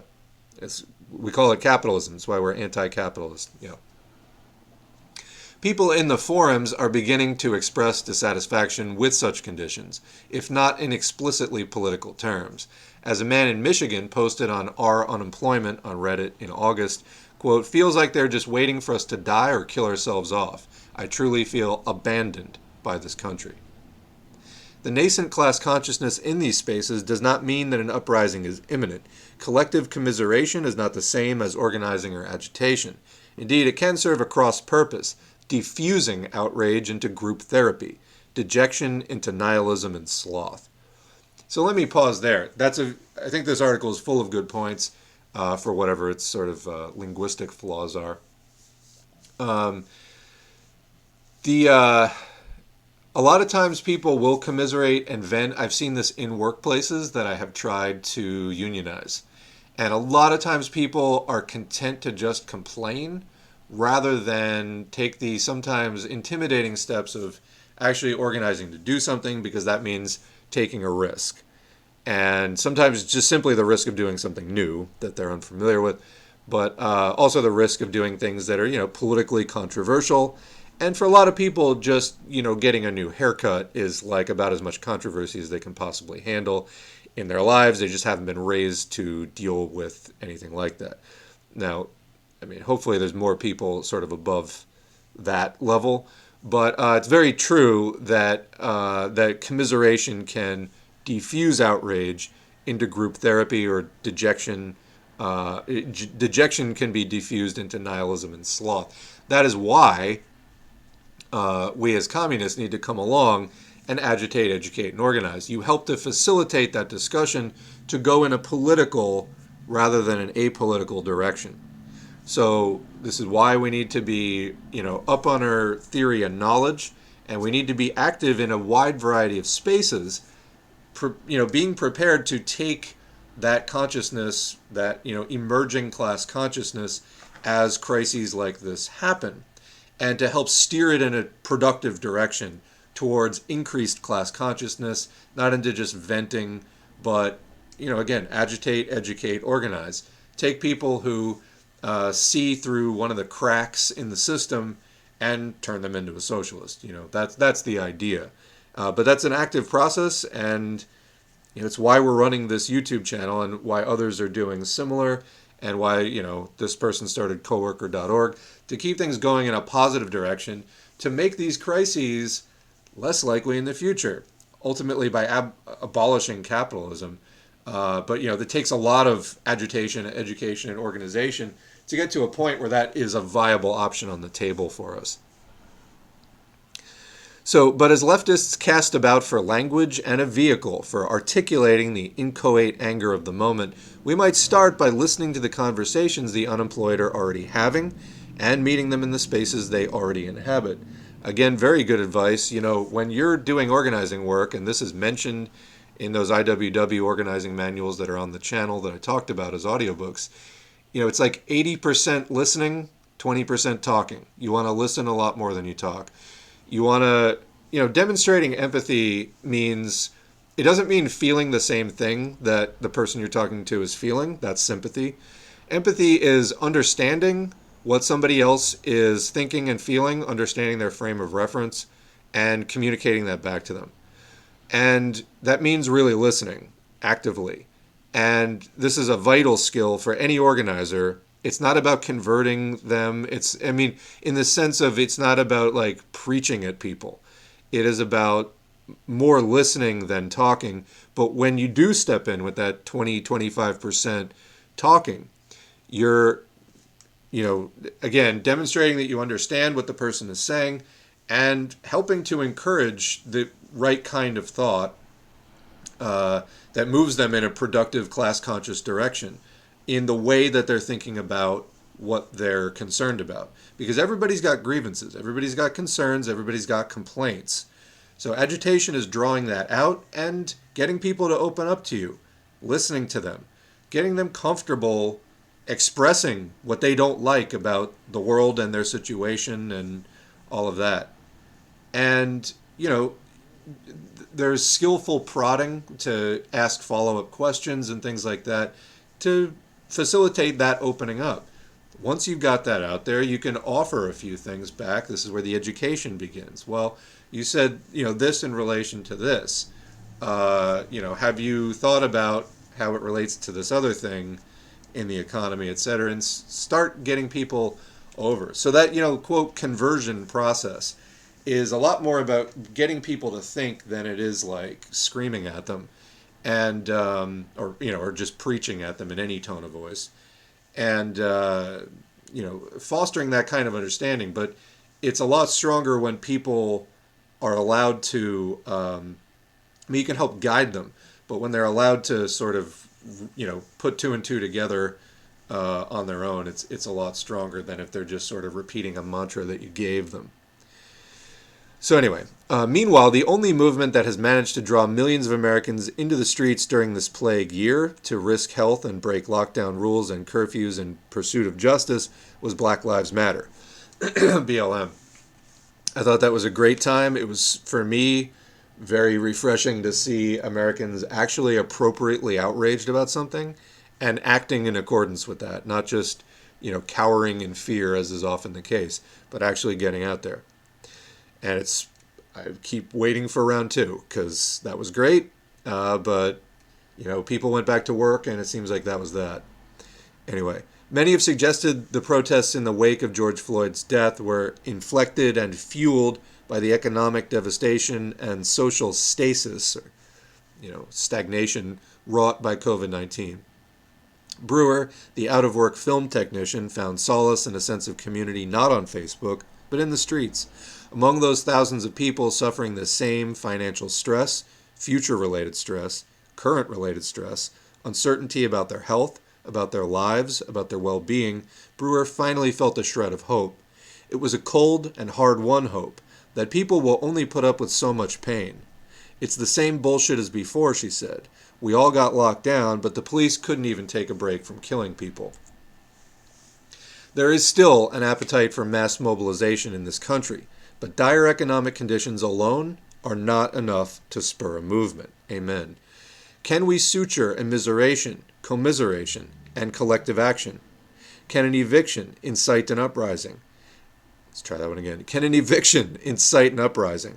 At the very least, we can shine a light on the violent dimensions of neoliberalism, its indifference to hardship and hunger, as BLM has illuminated the violence of its repressive agents. To survive the cold winters and hot summers ahead, we must bring misery out of hiding again. So that was a really good article, I think, on the whole. And we've been going for about an hour and 40 minutes. I actually have another article on this. I'm going to save it for next time. We're going to go back into the chat and then I think wrap up for today. First, we're going to thank the patrons whose names are on the screen. It's patreon.com/socialism for all if you want to get your name on the screen. You can support for as little as $2 a month or more. I would support even if nobody getting tired. It's the end of the stream. I would make content even if nobody supported, but I wouldn't be able to spend as much time on it. The support is not only encouraging, it's allowed me to actually spend more hours in the month on this. So thank you very much to all of the supporters, especially the long-term supporters. People whose names are in green have been supporting for 2 years or more. People whose names are in yellow have been supporting for 1 year or more. And, I haven't heard from everybody on here in a while, but I always like reading comments from people. I do moderate the comments now. If you leave a comment, don't freak out. I have to publish it. But it was easier this way than just banning a lot of people. So what I actually did a while back, this was Second Chances Day, I unbanned like 500 people. And now I just approve comments individually. It's just kind of easier that way. This way, if one person who normally posts good comments posts kind of a weird one, they don't get banned. I might just not publish that comment, but then their next comment might be completely fine. And we keep it going that way. But I do like seeing everybody's names in the comments, especially the patrons. Overall, this channel has been growing 400, 500, 600 people a month by subscribers. That's been amazing. And again, as I mentioned before, I'm just always trying to find ways to, keep it interesting and keep it a useful resource for the movement. This is intended to be entirely practical. This is not about winning debates about this happened in history and this niche political leader was right and this one was wrong. That's really not what this is about. Sometimes you can learn something relevant from those past situations, for sure. And sometimes, semi-forgotten leaders, activists, revolutionaries wrote an amazing essay that can actually be like the missing link in your thinking about some kind of problem that you've been contemplating, that you witness in the left, in your organizing work, and then you find out somebody wrote an essay on that exact topic 40 or 50 years ago that expresses exactly the thought that you've been kind of struggling with. So there's always, there's always relevance to knowing the history, and again, that's why we have hundreds and hundreds of historical primary source Marxist theory audiobooks, and there will be more. But we may see more sort of current event stuff from me. Fewer reaction videos. Sometimes you do have to fight against some kind of new neo-fascist movement or whatever. I feel like hopefully we can take a break for a bit from the battling the LaRouches and whatever else, and actually focus on building up the more positive stuff. But again, thanks really sincerely to the patrons. Part of my Thanksgiving expressions is toward the S4A patrons. And if you like this content, please thank the patrons as well. Thank them in the comments. It's really, helpful and important. And, without them, there would not be as many of these videos that you enjoy. And do consider becoming a patron yourself. Link in description. Also, engagement counts. So like, share, subscribe. All of that kind of stuff helps to boost the videos, helps YouTube to recommend this content to more people, puts it in front of more eyeballs, and expands this conversation to include more and more hundreds and thousands of people, which is what we're trying to do. Have an expansive and inclusive discussion about how do we end this fucking capitalism shit. Okay, so let's go back into the chat. Hopefully people haven't been getting up to too many hijinks in the chat. But anyway, let's see what's going on. Is there any way I can zoom in a bit? No, I cannot. This program doesn't really allow for that. I just have to center the image and leave it there.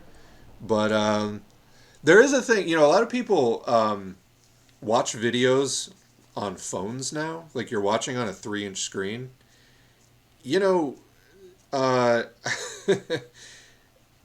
I don't know if you know this, but not everything really can be seen on a 3-inch screen all the time. I get that not everybody has access to a computer, so it's great that you at least have a phone, and you're able to do that. That said, I mean, if you watch a lot of stuff, if you look on Craigslist, you can find relatively cheap laptops in the $100-$150 range.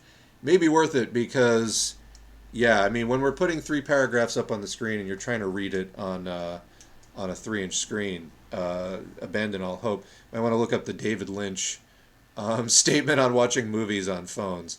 There's just at a certain point, like, yeah, it's a portable device. It's convenient if you have nothing else. But I honestly, I hate using phones for anything really detailed. Can't understand how people get as into their phones as some people do. Anytime that I can do something, on an actual laptop, I vastly prefer it. But yeah, sometimes watching stuff on a 2 or 3-inch screen is just not going to cut it, and that's reality. So anyway, I mean, I do what I can, but basically the bigger I make the paragraphs, the more screenshots I have to do, etc. And that's the way I do it. So I mean, it's a reasonable question, but again, keep in mind, like, trying to reorient the entire world around 3-inch screens has some limitations.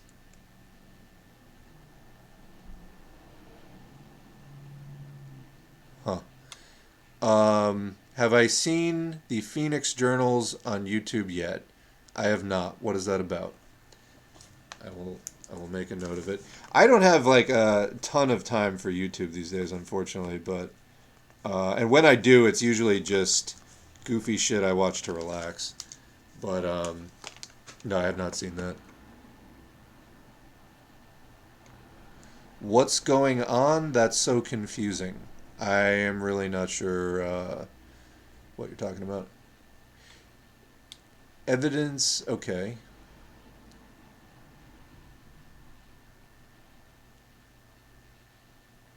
Sorry to hear you got laid off, Jellyfish. That really sucks. Yeah, get in contact with whatever left groups are in your area. You'd be surprised at what resources may be available. Again, DSA even is the only thing going in a lot of areas. They're not communists and usually don't pretend to be, but a lot of times there's resources there. So this is another thing actually in the US, the poorer that people are, the less likely it is for them to be members of any organizations, a bowling league, a union, a church, anything. And that's just a fact of poverty in the US. Is you're more likely to, we're talking about bringing misery out of hiding. More likely it is for you to be isolated and alone. You really want to fight that because it makes poverty much, much harder to endure. So, whatever is going on, get out there, reach out, try to find the left in your area. You know, as again, I don't endorse specific parties or organizations at this point. I tend to steer, especially inexperienced people, towards the more big tent mass organizations, and then I'll let you find out what's going on in your local area. We were talking before about like Marxist Leninist organizing, and the eventual need for like a Red Army or something. Even if there was something like that, we wouldn't be able to talk about it online. You know what I mean?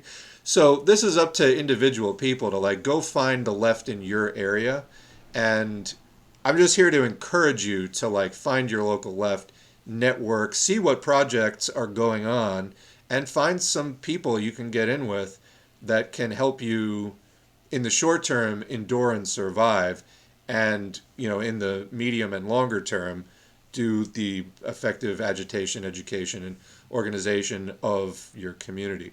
But yeah, I mean, because for me, the most I can send you is like positive wishes and a shout out.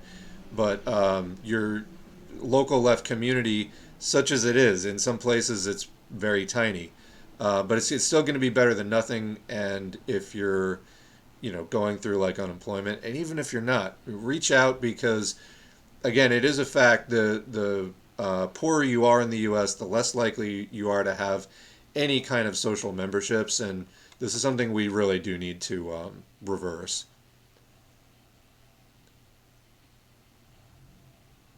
This also explains why so many people are drawn to right wing conspiracy theories about COVID. Do you mean in order to keep working? Is that what you mean, Tipsy?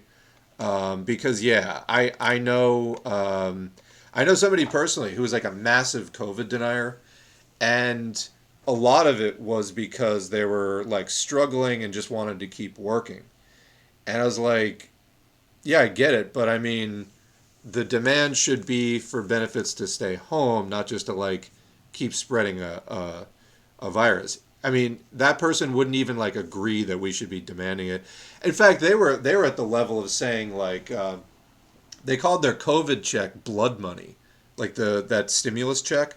They're like, yeah, I'm not going to cash the check. I just want to work for my money. I'm like, dude, like you're being exploited.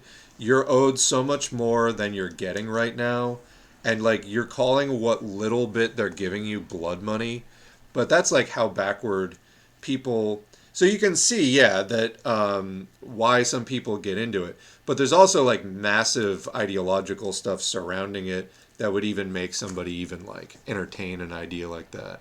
And I know in that person's case, they're all on the like, the vaccines have like a Rockefeller Rothschild, Mark of the Beast, like computer chip in them. Like they believed all those like totally out there things. And I asked them if they had any evidence for it, and they sent me some like, random podcast of some like underground right winger that, surprise, surprise, had claims but no evidence. And I'm like, there is no evidence in what you just sent me. Like, why do you believe this? And they were not ready to confront their baseless beliefs. But yeah, this comes down to I'm not a huge fan of the atheist experience, kind of a big YouTube channel. It's a community access show down in Texas. I appreciate what they're doing, which is standing up against backward religious ideas which need to be eradicated in a heavily religious, very backward, anti-science society. So I appreciate that they are, doing what they're doing and answering, basic questions from heavily religious people about why do you not believe in God and all that kind of stuff. And, I appreciate them sort of getting organized, having, and teaching the audience, how to resist sort of the religious fear tactics and all that kind of stuff that goes on. Why I say I'm not the biggest fan, I don't always appreciate like the style that they do it in. But that said, one of the key things that I've taken away from the episodes of that I have listened to is, do you care if your beliefs are true? Because if you don't care if your beliefs are true, then evidence is not really even on your agenda. And so, when people believe, kind of right-wing COVID denying conspiracy theory, like things that just, it's not even specifically a conspiracy theory necessarily, but just science denial about COVID. I guess it's conspiracies like, China's trying to shut us down, or like, Joe Biden, the communist, wants to shut us down, like these kind of crazy things that are completely not backed by evidence. If you don't even care if what you're saying is backed by evidence, like credible evidence, then it's kind of pointless, like even having the conversation, because evidence matters and truth matters. So that is one of the things I've taken away from that show that I did like, is, do you care if your beliefs are true? If you don't care if your beliefs are true, then no amount of reasoning or evidence is like ever going to make a difference. So that was basically the point I felt I got at with that person I knew. And I was like, look, you're the person was hip on certain issues, but it was completely just out to lunch on other ones. And that's the way it goes sometimes.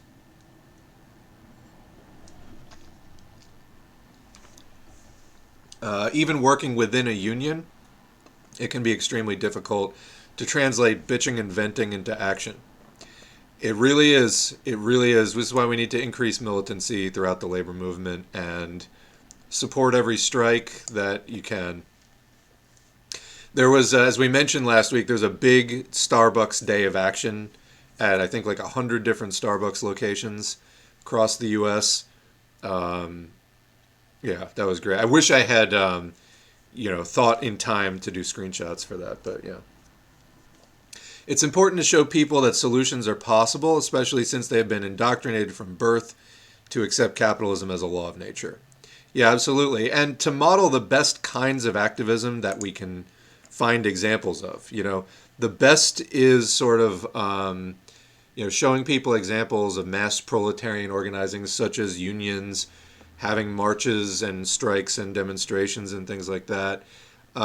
Ultimately, I think to a certain extent, you got to kind of work with what you've got. But yeah, we want to highlight the best examples of it. And this is, again, what I was saying, as we go into years 4 and 5, I want to put more of an emphasis on that on the in the channel here. But you got to show people resistance is possible, and then teach people how to do it. Sometimes the person bitching to you is the same person that's 100% okay with snitching to the boss about your organizing efforts. Yeah, so this is like people's inability or unwillingness to take responsibility for their position. Like, they'll complain to you about how they don't like the boss, but then they somehow will turn to the boss to like complain about the union. This is a person with their priorities and consciousness all screwed up. The BLM uprisings were wonderful, but the night that Biden got confirmed, I knew the momentum would stop. Libs are very good at painting Trump as a source of all evil. Well, this happens with elections every fucking time. The elections always cut down the energy. I mean, the BLM uprisings, they were already significantly cut down even before Biden. One of the good things about Occupy is they started in the basically a year prior to the election. So they're able to, like, people are able to get out their network, organize for an entire year before the election really screwed it up. And, Occupy had plenty of flaws. We've discussed those many times. But that was at least one thing that was good about it, was there was plenty of time for it to get more established. But yeah, it was when people got sent back to work, which was when the Democrats, including Nancy Pelosi, lobbied to not renew the enhanced pandemic benefits in August. So July 31st, as I recall, 2020, the extra, whatever it was, $600 a week got cut off. So people were just down to the like 170, 200 of the baseline pandemic stuff. And Pelosi did that for a couple of reasons. In part, she said explicitly so that people would be mad at Trump. And it was like, but you did it. And I guess the implicit understanding was, but people aren't going to know I did it. They're going to think Trump did it. And they're just going to be unhappy. It's like the same logic that they use to when they put sanctions on other countries. They're basically doing it here in this country.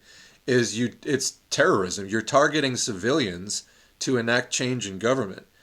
And it was economic terrorism. They, were just denying people basic,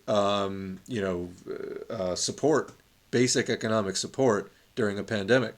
So as soon as people had to start going back to work when they cut off those benefits in August, September, October, November, and December, Biden then reinstated a reduced version of it in late January. People had to go back to work for like 6 months, like had to go back to work.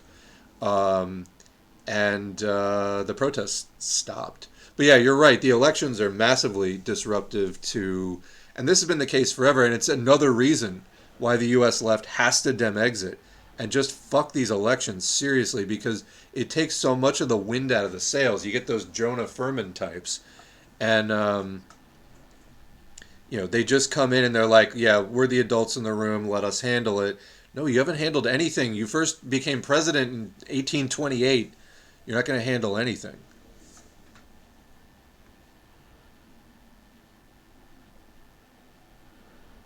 Yeah, I don't think that 2020 was anywhere equivalent to 1905, although, as Jellyfish points out, I feel like I'm living in 1905.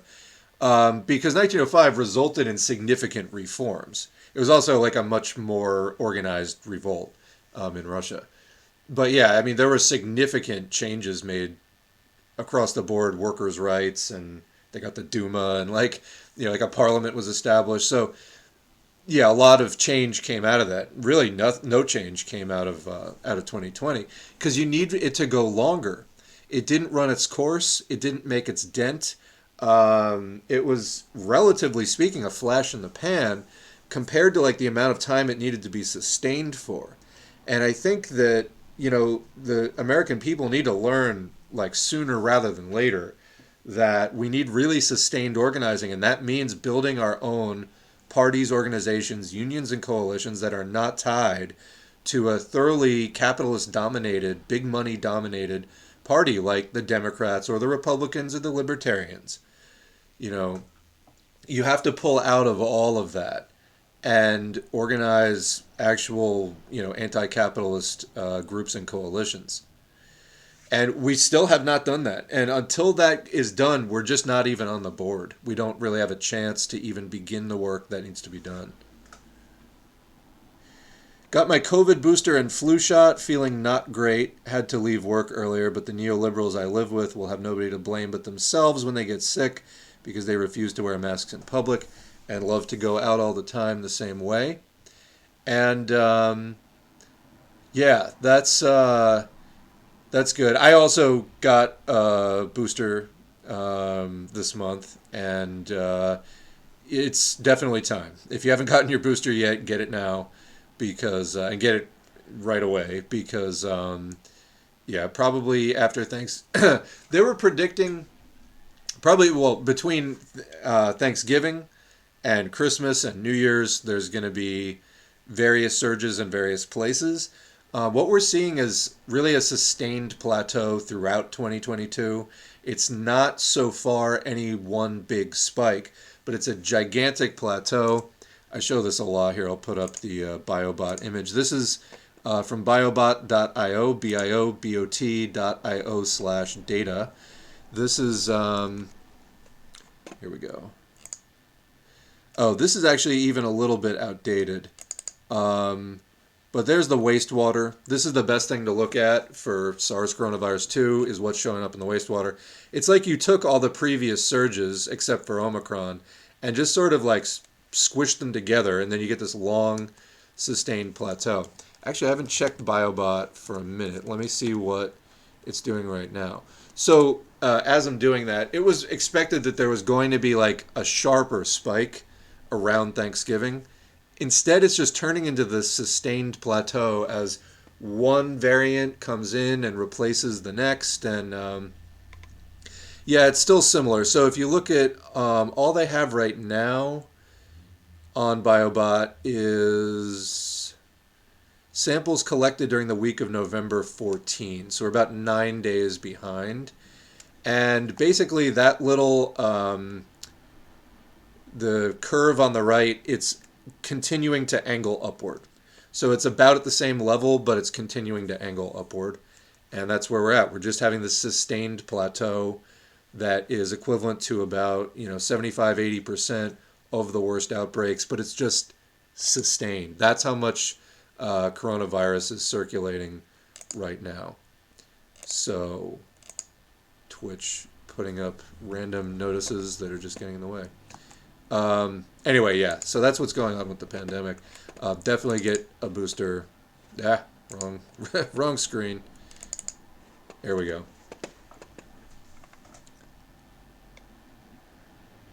Comments on YouTube videos that I approve now. Yes, that's what I was saying. You do all of it yourself, the editing, moderating, etc. Yeah, most of it. Most of it. And the channel's not huge, it's 11,000, so.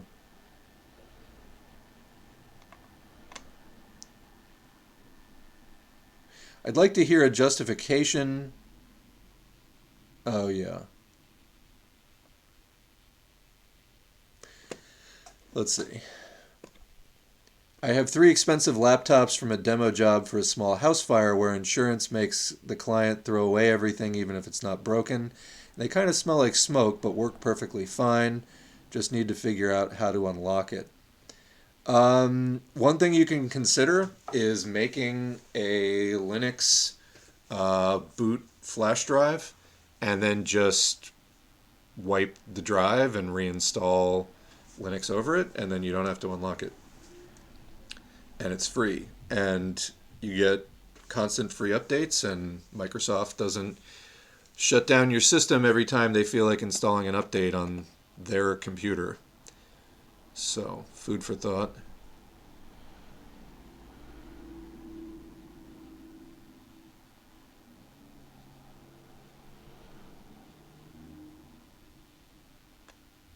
Trying to read this one comment.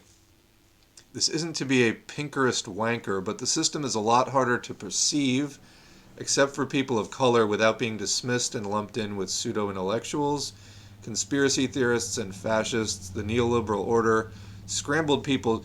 I think you're really underestimating a lot of people saying this. I think that people just go by what they see on TV and stuff like that a lot of the time. People want to believe the best a lot of the times, and so they tune it out. But I don't think that it's people just out and out not noticing that they're being exploited.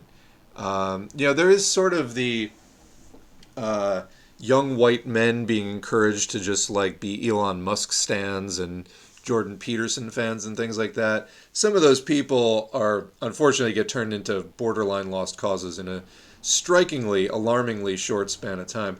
Most sort of average people, though, I mean, they have grievances. You know, anytime that somebody has a grievance about their situation, there's an opportunity for a communist to make hay. It's on you and your communication abilities to actually undertake that process. And it takes practice. You can workshop with other leftists, is why it's important to join some kind of group or organization.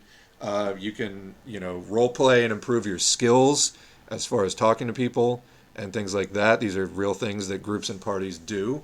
So yeah, I wouldn't sell people completely short. You're right that people a lot of time do go with the flow and believe what they see on TV.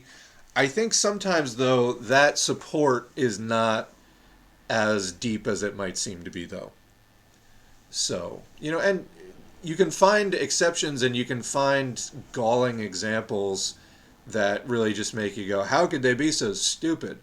But don't dwell on it because it's just going to bum you out.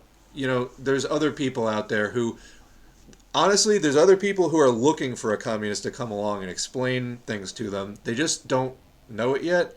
If they did, they would go just look up, communist YouTube channels and find it or whatever, seek out some local group. But there are a lot of people who already do have, structural questions about the economy, and they already have some kind of budding class consciousness, and they want somebody to come along and explain it to them. So, don't get too hung up on the people who are like, really upsetting examples of, doofuses. But anyway, Jellyfish says, I'm in two left groups here, DSA and CPUSA. It's already helped. I am glad to hear. The chapter here, another person says, the DSA chapter here was DSA with a big S. Well, I guess that's better than CPUSA with the little d. This is one of the things I will miss stepping back from Twitter is the sort of absurd inside jokes that came up sometimes. But CPUSA was describing themselves as small d Democrats before the election, and boy, it was just funny on multiple levels, some more mature than others. Just for, first of all, I mean, it's like the tailing the Democratic Party, and then a lot of people were just, questioning the democracy in itself, and then sort of doing the old, like, small d Democrat. It's like, I'm a small L libertarian. In other words, you're not a big L libertarian, like you're not you're not in the Libertarian Party, but you believe in some libertarian ideas. So it's like, anyway, not beating the tailing the Democratic Party allegations there, and doing it and not beating them in a very amusing way. But anyway, yeah, that at least is CPUSA leadership. We'll see if the rank and file, many of whom are, listeners to this channel and other, are just most of the CPUSA rank and file people that I have spoken with are, radical, revolutionary minded people who are on the right track and for the life of them can't figure out why the leadership is so opportunist with regard to the Democratic Party. And hopefully that gets taken care of in the next couple of years, because it's not doing the party or the movement any favors. In fact, it's arguably one of the biggest fucking obstacles to the U.S. communist movement is when, quote, the Communist Party is that blatantly opportunist. So, yeah, that's not helping the growth of the movement by far. But yeah, when it comes to like a DSA or something, different chapters are going to be different places. As I tell people, if you do get involved with them, especially if it's the only thing going on or it's the biggest thing going on by far, and there's not really a good Marxist group anyway, but you got to do something. You can at least lobby as hard as you can not to have anything to do with the Democratic Party. In fact, I would consider that mandatory. So, And I think this is also for people who've never been a part of any left organizations at all. Your opinion actually does matter in some of them. Like it wouldn't in the Democratic Party, for example. They just do what big donors tell them. End of story. But in other organizations, you can go and they may actually have votes on things. Your vote may actually count. So yeah, I mean, don't act so fatalistic. We often are raised, whether it's in the family or in the school system, whatever, with institutions that are not like your input just simply doesn't matter. So people can make it to like age 24 without their opinion ever mattering, maybe except to some of their friends. Like you've never had the experience of being in an organization or institution where you actually get to like have input on anything in a real way. But don't underestimate that. Not everything is the same. Some left things you actually have input on what's going on. And I got to say, it's kind of a healing experience to have that.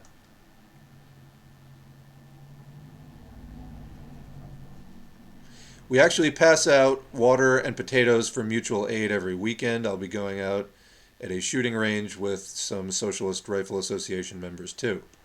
Good. I'm glad that you're in with other leftists and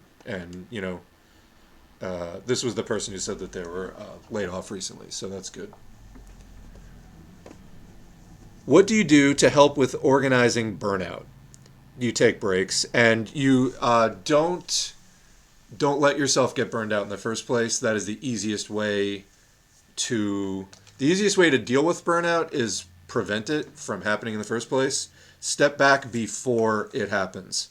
And that can be hard, and there can be a lot of pressure to keep going for many different reasons. There's no one else available. You're the only one stepping up.